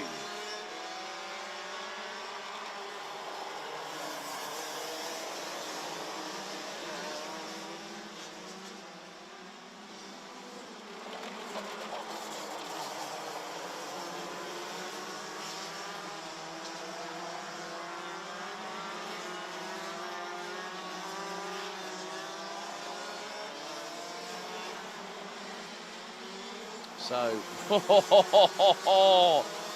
you cannot separate those top 3. And now up the inside, through on Imke Arts. Wout Kirstens goes through for 2nd position. Wout Kirstens has got a real turn of pace on the 466 Tony kart. He's really just giving it quite a bit. And that's where he's really starting to... You know, it was just a case of losing a little bit of time, but then you gather yourself up again, you resync your mind into the chain of thought of like saying, okay, right, get back into it. Get all that rubbish out of your head that you don't need to think about right now. What are you concentrating on? I want to win. That just goes to show that things can work a little bit in your favour sometimes, but there are other times when it doesn't. As the three leaders now go through turn 6.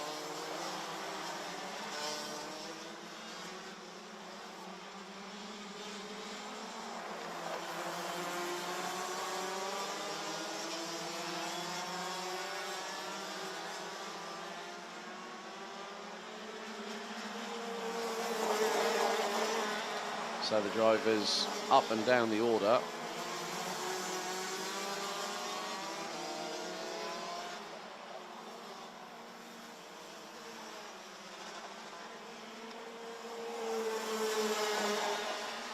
And well, looks like Nicolas Guillaume has also decided to call time on today. Number 416 for SP Motorsport, Wim Rouleau. And Christophe Adams has now got Gwen Block still not too far behind them, so the 413.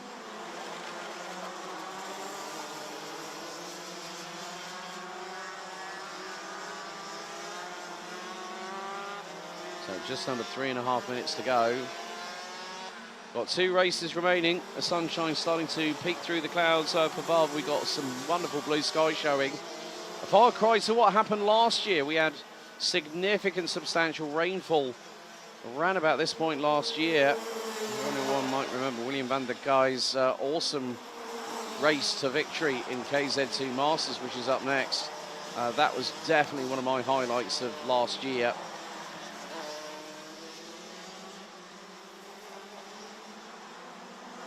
Now Wim Rouleau looking up the inside of Christophe Adams to make contact, and Rouleau spins Adams around, and of course the gesticulation is well and truly, I think, justified.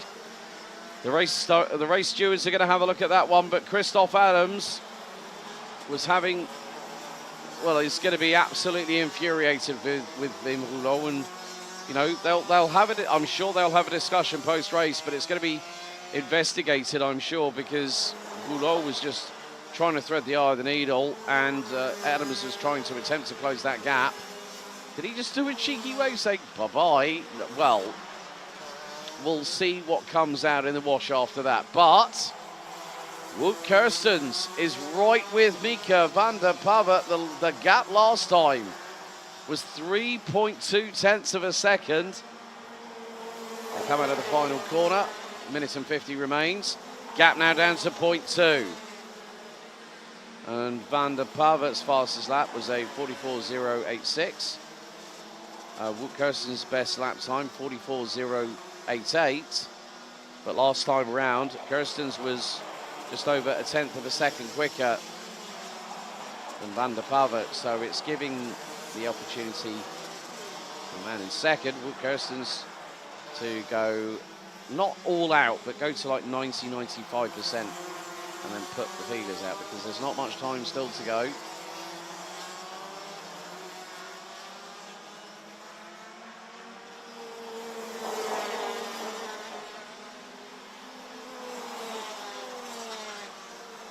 So still, Van der Pavet, Kerstens and Arts separated by 9 tenths of a second. We're going to have, I think, 2 more. We're going to probably have another 4 laps, so we could hit 20 by the end of it. It just depends on how quickly the drivers get across the line. But Kerstens now really starting to hammer the message home out on the racetrack on Mika van der Pavet, saying, right, okay, we've got possibility of wet weather testing. And I went, oh, really? Told me, and I just said, well, if I was available, I would have gone to it, but there's not always that facility to do so. First, second, third down, 9.5 tenths covering them. Fourth, Axel Hoos. Fifth, Jesse Spons.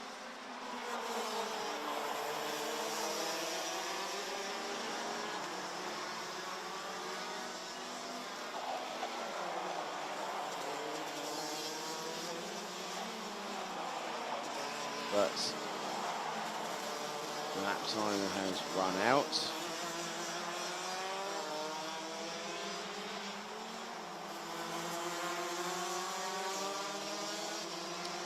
But we are going to go down to the last 2 laps. And boy, oh boy, are we not done yet. Wout Kerstens, I think, might have a surprise in the offing. for Mika van der Pavet. Don't ever count out Imke Arts. And Wout Kerstens has just responded with the overall fastest lap of the race, 44.030. I think that's possibly Ton van Veert they've got in front of them, who will be a lap down if they manage to pass him by the end of this lap, but he's a couple of corners ahead, so it might be a little bit presumptuous on that front. But Kerstens really needs to tee things up and start right now on Mika van der Pavet. Now going through the penultimate right-hander, one more corner before we have 1.1 kilometres to go until the checkered flag. So Mika van der Pavet in the 4.86 leads us onto the final lap. The 4.66 of Wout Kerstens, 0.177 behind. Really got a good run coming out of turn number 1. Blue flags. Is Wout Kerstens going to dive for the move? He's going to go for it! Wout Kerstens with the slightest of glances. And he's looking at the left front. And here comes Imke Arts. Kerstens round the outside at turn 5. And Mika van der Pavet trying to jump up and down in the seat to try and get the kart moving forward. But it's to no avail. What's Arts got? What's Imke Arts going to do? This could be a run to the line between the top 3 of the first race, the first final of the season. Arts slots in behind Mika van der Pavet. Wout Kerstens goes defensive into the final corner. Run to the line. And Wout Kerstens, he wins it by 53 thousandths. What a race there for the DD2 victory. Wout Kerstens takes it. Now we turn our attention back to DD2 Masters. And I'm sure there's going to be a bone of contention about this. But out of the final corner, Wim Rouleau will take the win. But that is on the road. Whether afterwards that might be changed. Christoph Adams takes second, but Wout Kerstens wins the first final of the season for DD2 by 53 thousandths of a second. Imke Arts rounds out the top 3, a further 2 tenths behind. Axel Hoos, Jesse Spans, Rick van der Straat, Luca Neuenhuizen, Milan Vroom, Gwen Bloxhill. Great work by the young lady driver to get up to 9th at the end. Wim Rouleau on the road finishes 10th. Christoph Adams in 11th. First and second with Ton van Veert. Rounding out the 12 finishers, Nicolas Guillaume and Derek van Kurt, unfortunately retiring from the race. Next up, it's going to be the KZ2 Master Final.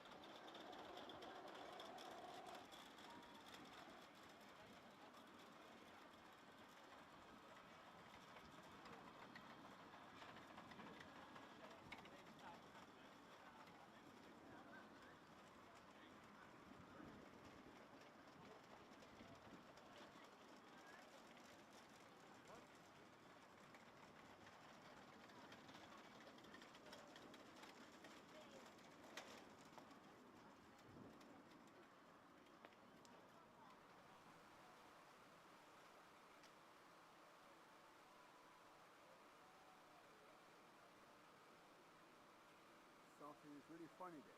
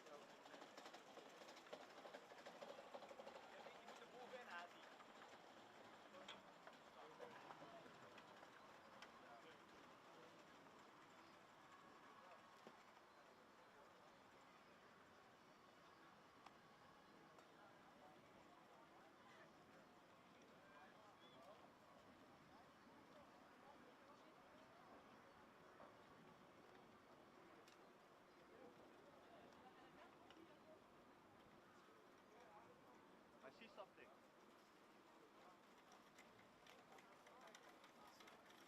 Dion, I see a stick.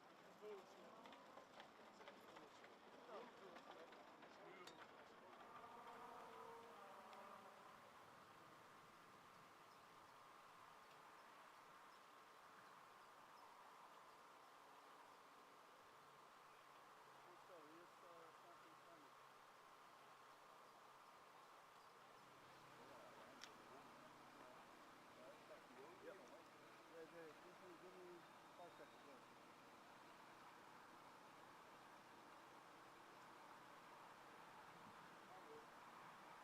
I will try. One moment. I will try.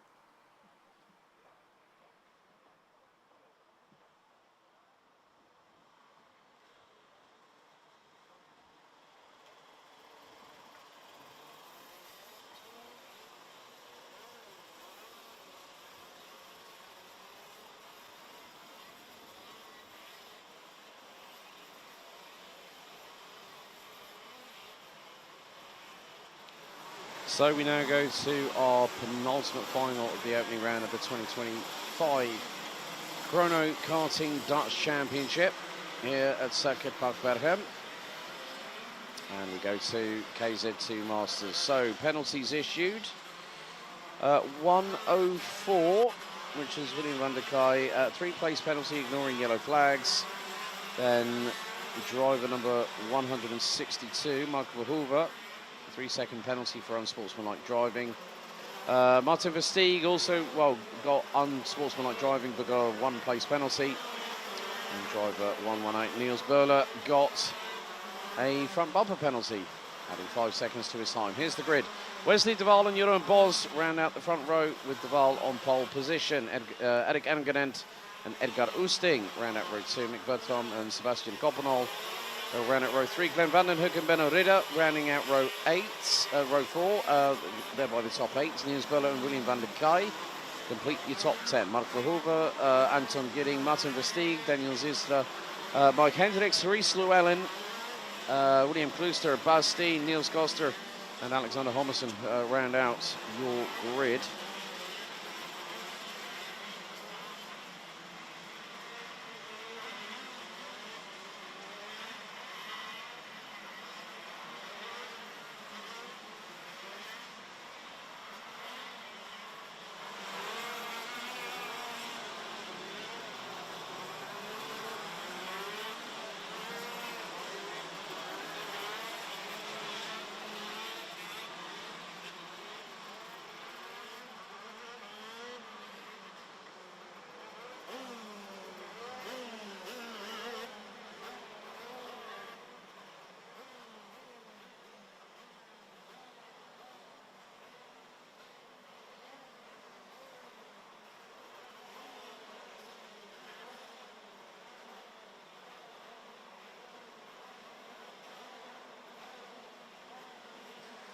So all 20 drivers now starting to make their way onto the grid. And once the green flag waves at the back, we will have the signal, the red lights for the drivers to quickly get themselves ready, psyched up and ready to compete. Drivers instructed to look at the lights. Revs rise, lights are on. And the final gets going right now. Oh, your own boss slows and it causes pandemonium behind. Multi-card incident on the start-finish straight. 111, William Klooster. Oh, one of the Maranellos. 133, Anton Gidding has got a bent back axle. Oh. It was Jeroen Bos on the outside of the front row that bogged down, and it caught everyone else out who were unawares, and then straight away it's just caused absolute pandemonium. And what's more, I think it's a 1-2 at the moment with regards to Maranellos. We'll wait until we see them coming across the line, but there will be yellow flags told to slow down. So Wesley de Waal, Erik Angenent, Mick Bertram, Bernard Ridder, Glenn Vandenhoek, Jeroen Bos bogged down all the way to 6th position, and now they can start racing again. And a couple of dive bombs. Oh, it nearly came to blows once again. I think Edgar Oosting was there. He dived up the inside of Niels Berler, side by side for 5th. Oh, another incident, and that's Glenn Vandenhoek, the champion from last year, saying no, no, no, that's not how you overtake. Oh, that is a real shame. It's just people trying to, I said this earlier on in the broadcast, this is the opening round of the championship.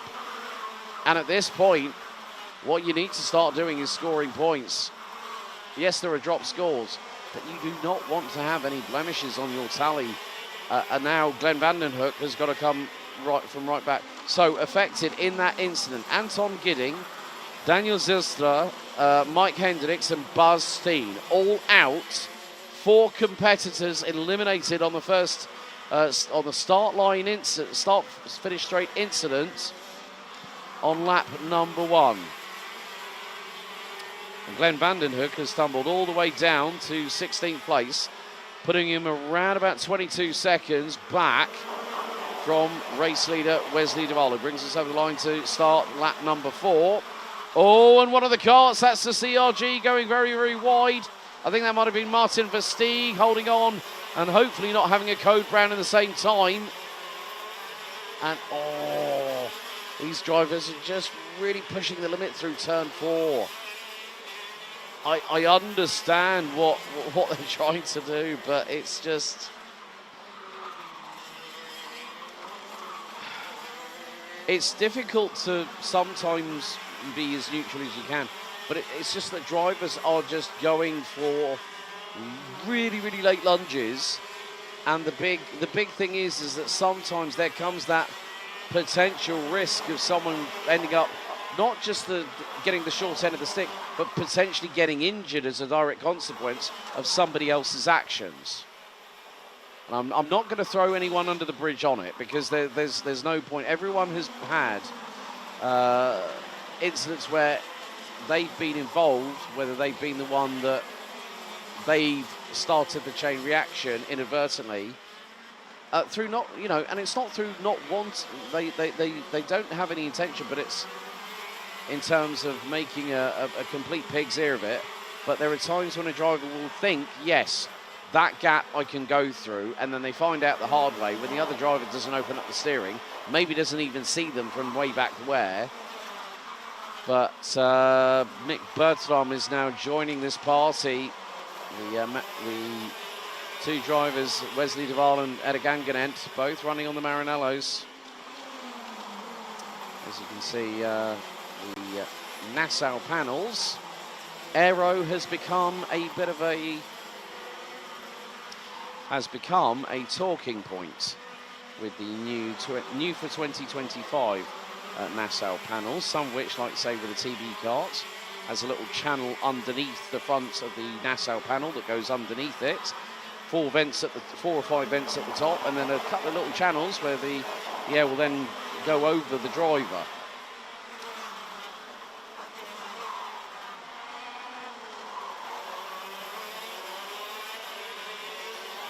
So William Klooster is out of this race. That might have been with the incident with Glenn van den Hoek. Jeroen Bos goes deep into turn 5 on Mick Bertram. And Mick Bertram returns back to third after Jeroen Bos just went a bit too, well, carried a bit too much speed.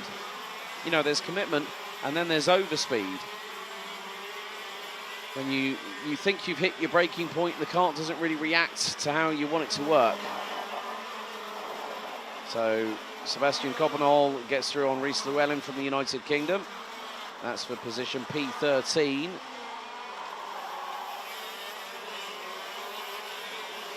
And the first major part of the field makes its way through into turn number 4.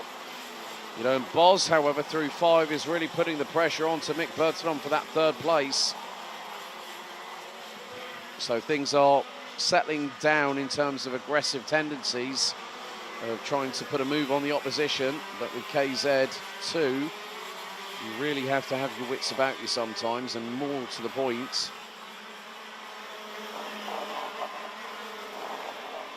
you don't want to risk it now. Bos could get the run out of the chicane on the start-finish straight. And is he going to go for the move? Yes, he does. Nice and clean. That's the textbook overtake from Jeroen Bos there, going through turn number 4. And Mick Bertram knew it was more than likely going to happen. And as a direct consequence, he decides, sometimes at this point in the season, you want to pick up a good amount of solid points. And with that, if someone's going to throw it up the inside of you, you're just going to have to be incredibly, incredibly careful. Not to push the boundaries and try and over-defend. Open up the steering, slow the kart down.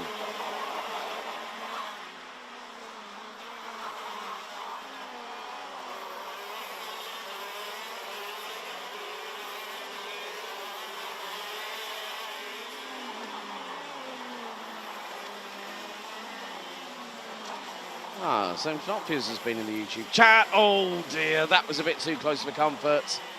Niels Berle going, well, literally just charging in like the Brahma Bull. And, well, starts jumping over other people's wheels in the process.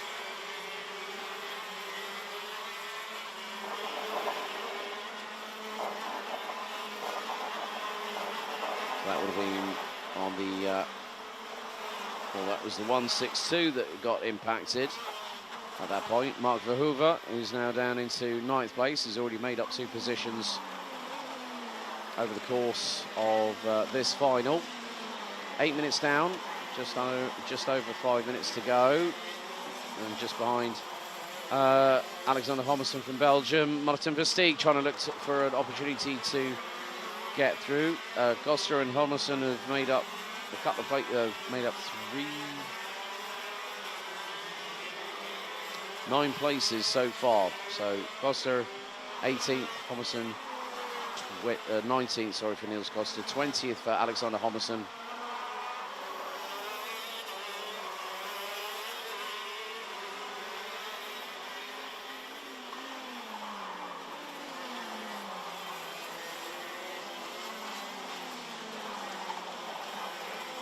So Wesley Duval pulling a slight advantage to the tune of nearly 1.5 seconds over Eric Angenent. Jeroen Bos still holding on to P3, but is chasing the 165 down. It's a bit like a hunter going after a bear in a dark, deep forest. And yeah, Jeroen Bos could try the move here at turn number 4 very shortly. Is he going to throw it up the inside? Thinks better of it. Probably thought, well, I'm a little bit too far away. I've just got to be very, very careful what I do with the vehicle. And he's got to have that mechanical sympathy.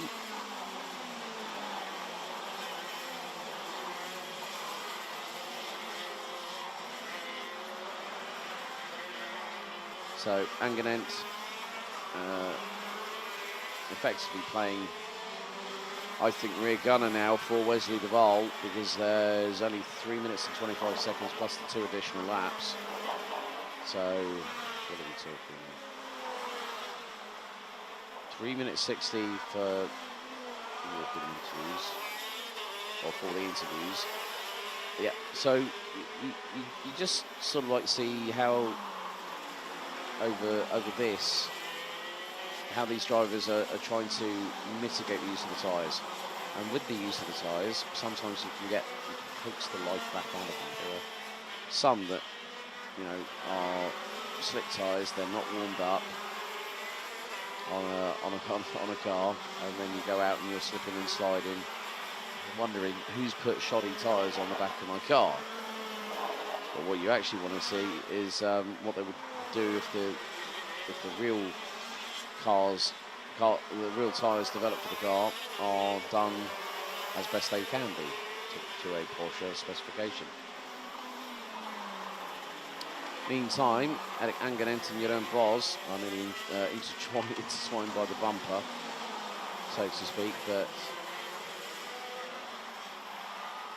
Eric keeping a solid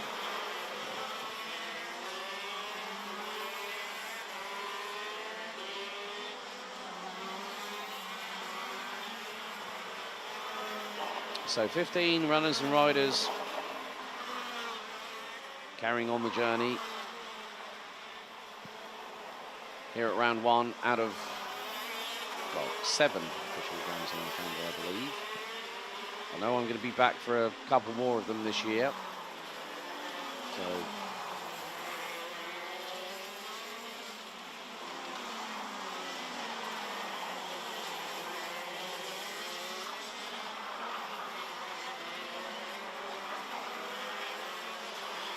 but I don't think we're over yet.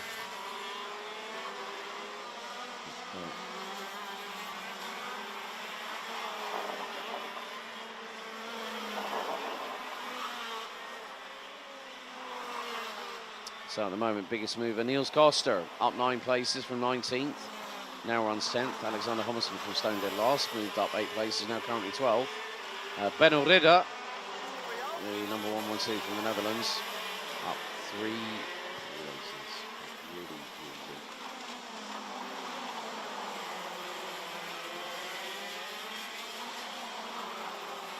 But very soon we will go on to that final lap. And we'll have one more race to go. It's getting a little bit close for comfort. Some of the liveries do look the absolute proverbials. They really, it's like the attention to detail. You look at it, I've got this colour. All this sparkle is there's like little pigments in there to help something pop. And so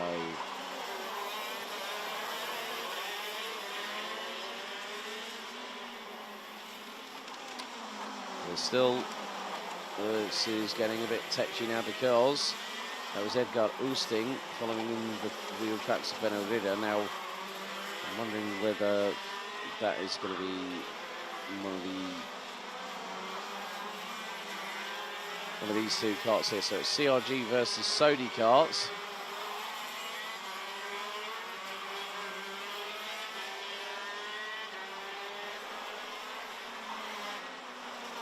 Go on to our penultimate lap.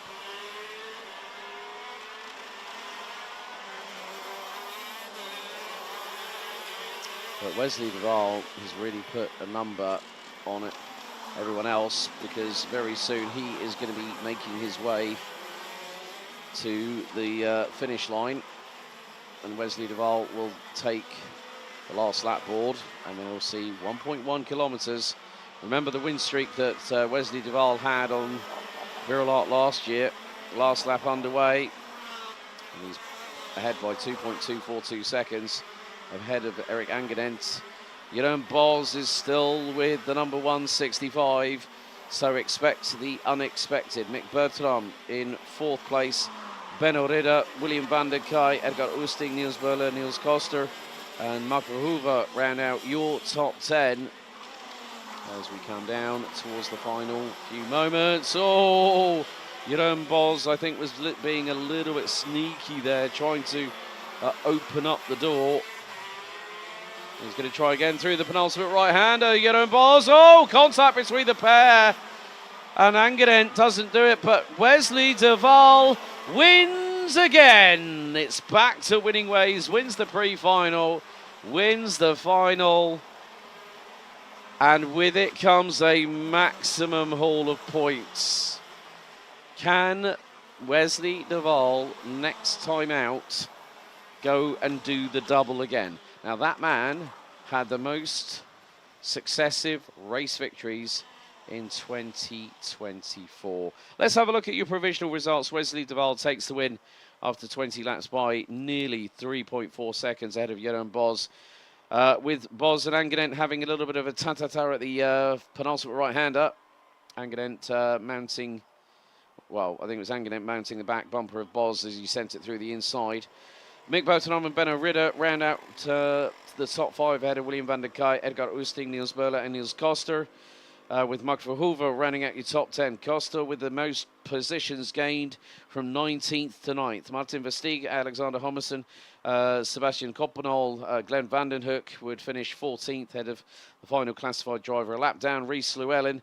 William Klooster out on lap 3 with Anton Gidding, Daniel Zylstra, Mike Hendricks and Bas Steen with that multi-cart incident after Jeroen Bos bogged down at the start, eliminated before they even crossed the start-finish line. Next up, it's the last race of the meeting.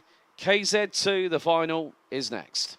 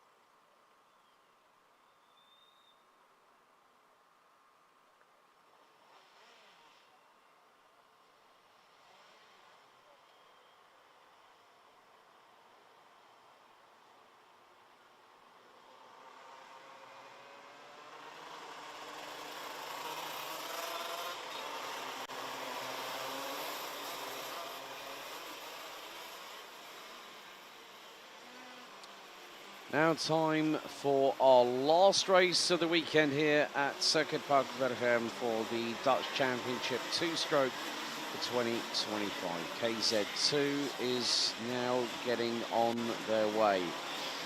So, the results from last time set the grid for this race.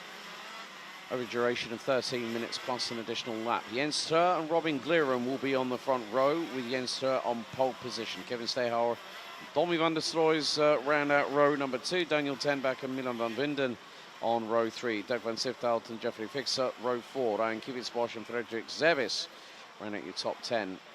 Sam Winma, Rick Mewers, Jero van Duvenvoort, Nigel Hendricks, Giovanni Witveen were the last of the classified finishers. And then lap 4, penultimate right-hander, Renzo Alibax and Enzo Bol came together and they both eliminated on the spot. Enzo Bol was given a post-race 10-second penalty for very unsportsmanlike driving. Jeffrey Fixer got a 5-second penalty for ignoring yellow flags. Frederik Zevis got a 3-second time penalty for a false start.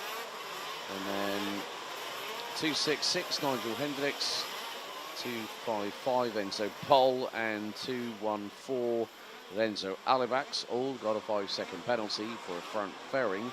But the only person that was really hindered was Nigel Hendricks in the 266. So, how do we think things are going to pan out this time? Well, that's anybody's guess. But there is still every opportunity that someone is going to make a little bit of a mark, so to speak.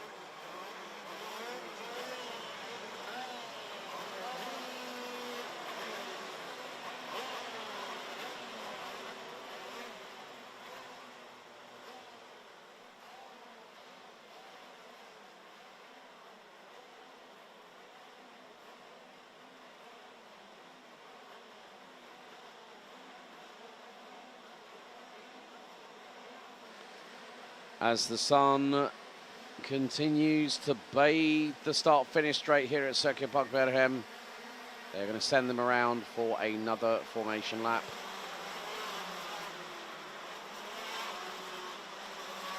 So come the first race, we had slippery surface flags with about 3 laps to go. A couple of drivers falling off the edge of a cliff because the tyres were not conducive to the conditions that they were trying to adapt to. And now we have our final race of the weekend. So, when does Chrono Karting return to action? That answer is very, very simple. Home of Champions, Karting Genk, 11th of May, and that will be also the second and final round of the Benefit League. We go to the Eflandring in Kerpen on the 5th and 6th of July. Circuit de Lansart in Eindhoven, 14th of September. We return here for the penultimate round on the 5th of October. And the Home of Champions, the 2nd of November. Will also not only see our 2025 Chrono Karting Dutch Champions crown, but also we could be giving away some tickets for this year's Grand Finals, which for the 3rd time in 5 years heads to the Persian Gulf, to the wonderful facility of the Bahrain International Karting Circuit.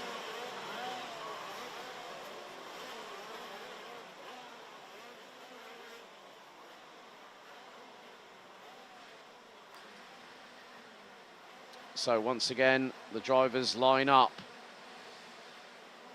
The last few move into position, so Giovanni Witveen, Renzo Alibax and Enzo Bol. Right, let's get cracking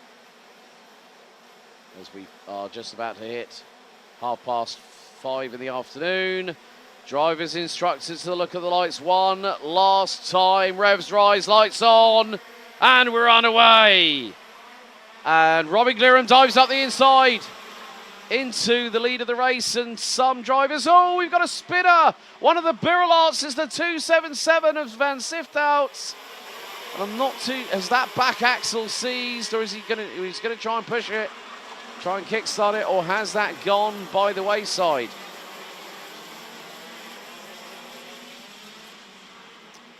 So straight away, Doug Van Sifthout is the first, so to speak, casualty. Now, Jenster, I do know, is up at the sharp end of the field.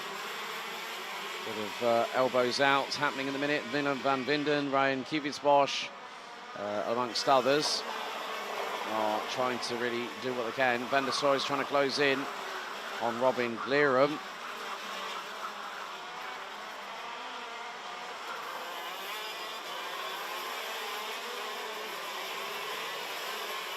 A little bit of slight touching here or there. Reference going through into turn number 4, but everyone pretty much making it through. Real shame for Dirk Van Sifthout. Started 7th, could have early on moved into the top 5 positions, but that spin through the right, left, right chicane going down the start-finish straight has cost the Birolart driver big time. Oh, dive and a half up the inside of the penultimate corner.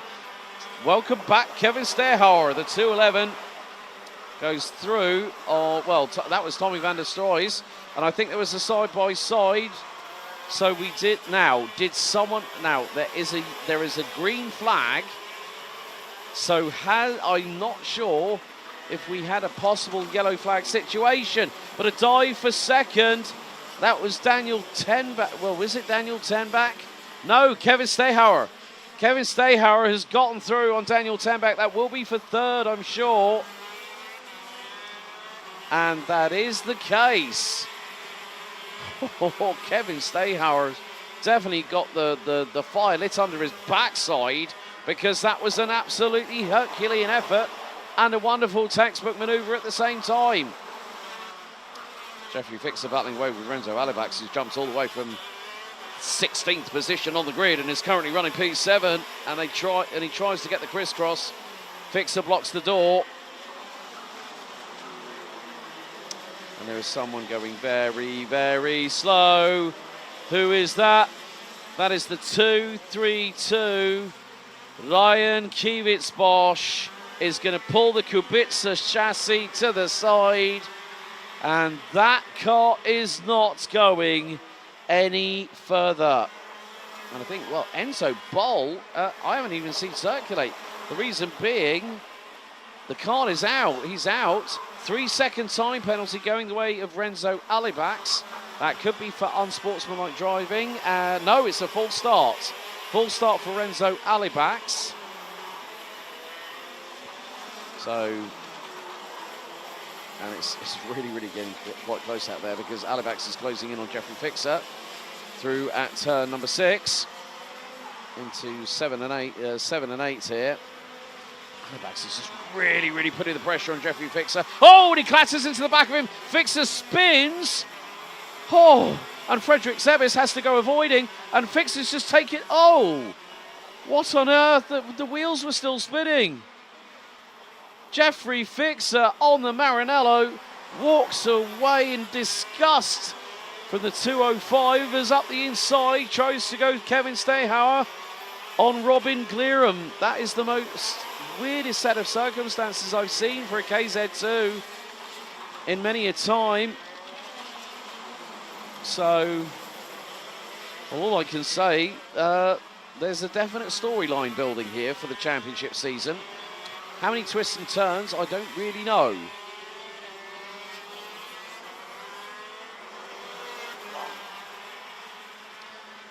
But Robin Glirham, is losing big time. 3.3 seconds is the lead that Jens Sturr has got with 8.5 minutes to go. But this battle for P2, Glirham trying to hang on for dear life. He blocks Sterhauer. Tenbach clatters into the back of Sterhauer, launches the front axle into the air. And that is Tommy van der Stroys diving up the inside into turn 5. That's P3 for the young man, the 16-year-old, just this week. And it was just a chain reaction of events. 10 back went to go for the move on Steyhauer and launched his front axle into the air. And then van der Stroys went right. I'm going to get the pair of you. And boy, did he do that. But that has allowed Liren to escape to the tune of about 6/10 of a second up, 6 and a bit tenths of a second up the road. Renzo Alibak's new fastest lap, and even though he has got a 3-second time penalty, he's currently running 6th. Will retain 6th if he has at least a 3.1 second advantage over the kart in front. But van der Stroys now up into P3. Steyhauer hounding him, just putting the pressure on the young man's shoulders.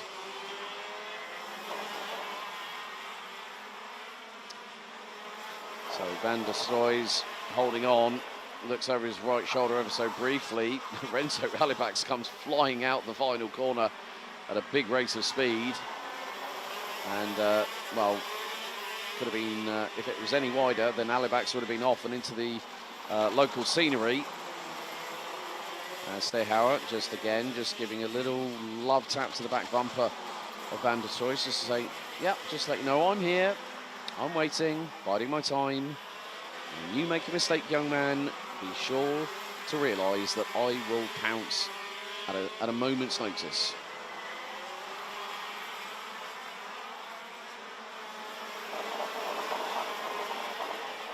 So Glirum now only has a 6/10 of a second advantage over van der Stroys.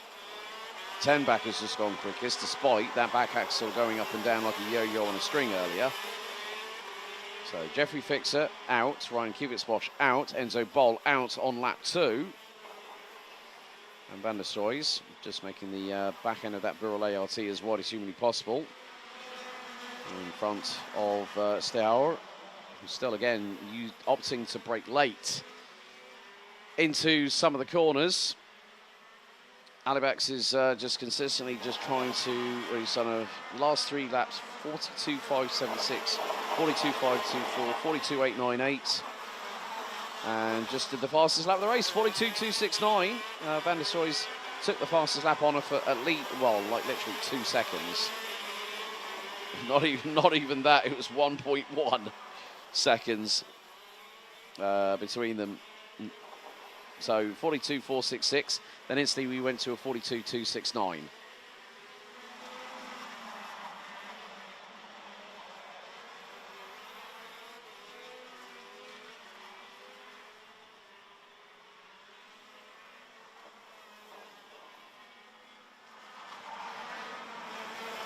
So we are coming down to the final 5 minutes, and van der Stroys has really got that kart firing really, really well. He's pushing that kart. He's getting more comfortable as the race proceeds onwards. You know, 10 minutes plus 2 additional laps is one thing, but if you can really start to accelerate the how the kart feels between the 2 sessions, you know, between time qualifying this morning, then going into the first, you know, the first race earlier on this afternoon, that first 10 minutes plus that additional 2 laps really gives you an idea and a sense of, okay, how can I improve this car to the point where I feel happy that I can push to within 5% of its absolute maximum, or get close to its absolute maximum. And now van der Stroys is trying to see, well, he's getting away from Steyhauer. That's the key point. Jens Stur is up the road and is really not going to be troubled, let's be completely honest. With van der Stroys speeding up, Steyhauer is obliged to respond and is only just over a quarter of a second behind the young 16-year-old. He's been racing for quite a bit of time, has Tommy van der Stroys, so he's made the move up from Rotax, from seniors actually more specifically, up to KZ2. And Alibak is flirting with the line of disaster, I'm afraid. Could have, if he'd have gone off, that would have been a code brand and clean up on aisle 3 all in one. more to the point, well, Berghem is still the proverbial cork in the bottle, because the longer it takes for Van der Stroys, Stehauer, Tenbach and Alibax to get through on the number 216 in second position, the less time they have to catch the man in front. Well, that man is not going to be caught. Jens Steur puts us on to lap number 15 with 2 minutes and 50 to go.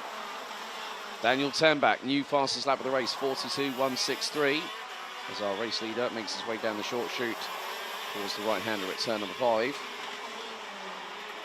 So between Berghem, Van der Stroy, Stehauer, Tenbach and Alibax, the gap was just shy of 1.3 seconds.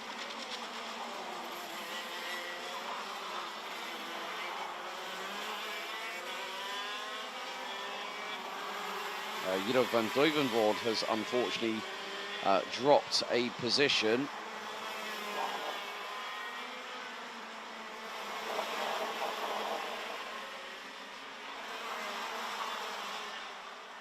And that's behind Nigel Hendricks.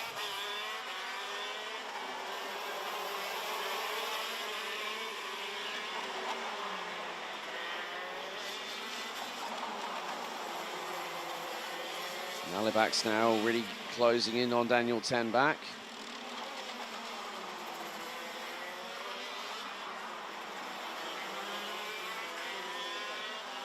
Yeah, Berghem is starting to, I think at the point now, Jens Steur is at that point where he does not need to go 10 tenths. If he pushes the car to 85, 90%, loses a couple of tenths here, loses a couple of tenths there, or maybe just a tenth a lap, it's not going to give him the biggest headache in the world, to be completely truthful with you. The person that's got the biggest headache at the moment is Robin Berghem, because look, you've got a core set of drivers behind him. Kevin Stehauer's bumper on the front is starting to scrape a little bit. It's looking a little bit wobbly. So I'm not too sure if he does have a front fairing out of position, but that will be checked post-session.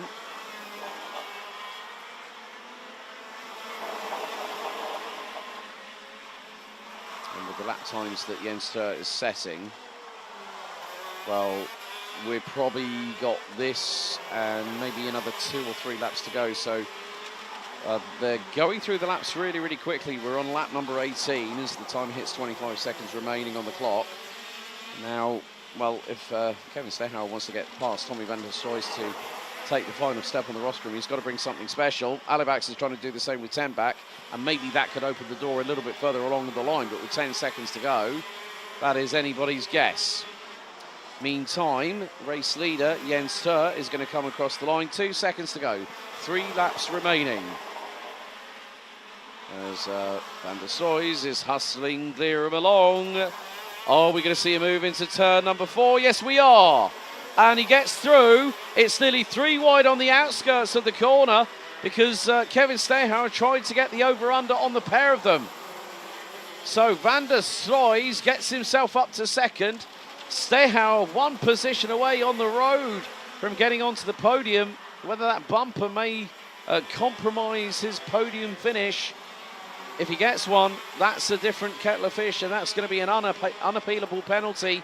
If the bumper's in, it's 5 seconds, and a driver cannot appeal it because it is judge of fact. And Van der Stroy is being absolutely muscled by Berghem, and Stehauer gets the crisscross out of the chicane. Can't do it, but Renzo Alibax round the outside, and he got through. He got through on... I cannot believe it. And now it's really kicking off. Alibax has really thrown his elbows out, and it's all kicking off. Oh, Berghem spun around. Berghem spun around because of the overzealousness, I think, of Renzo Alibax. He was using that sense of urgency. But it became the sense of desperation. But it's a double victory for Jens Steur, and Tommy Van der Stroy crosses the line, punches the air in celebration, takes P2. Kevin Stehauer rounds out the podium provisionally.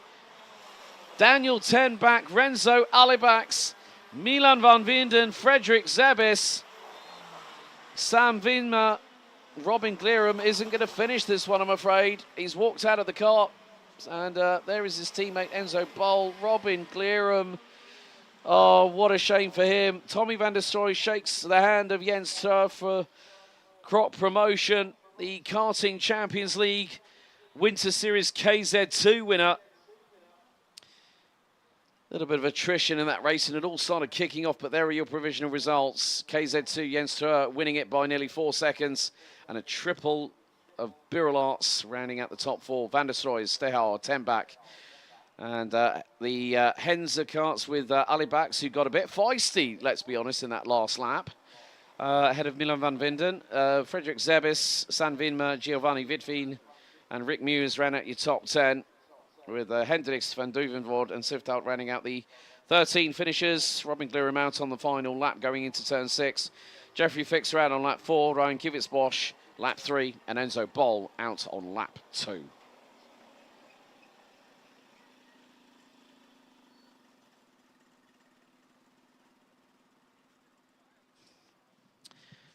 Well, that was a very, very, very action-packed last 4.5 hours since we went live here at Circuit Park Berghem. A big thank you to the circuit once again for hosting us. We're looking forward to coming back in early October for the penultimate round of the season.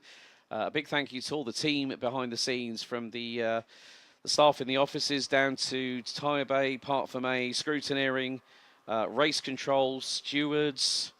We also have to thank all the teams, drivers, our staff crew on the circuit, the men and women in the colour orange, our marshals. Without them, who we can't really go racing, they're volunteers.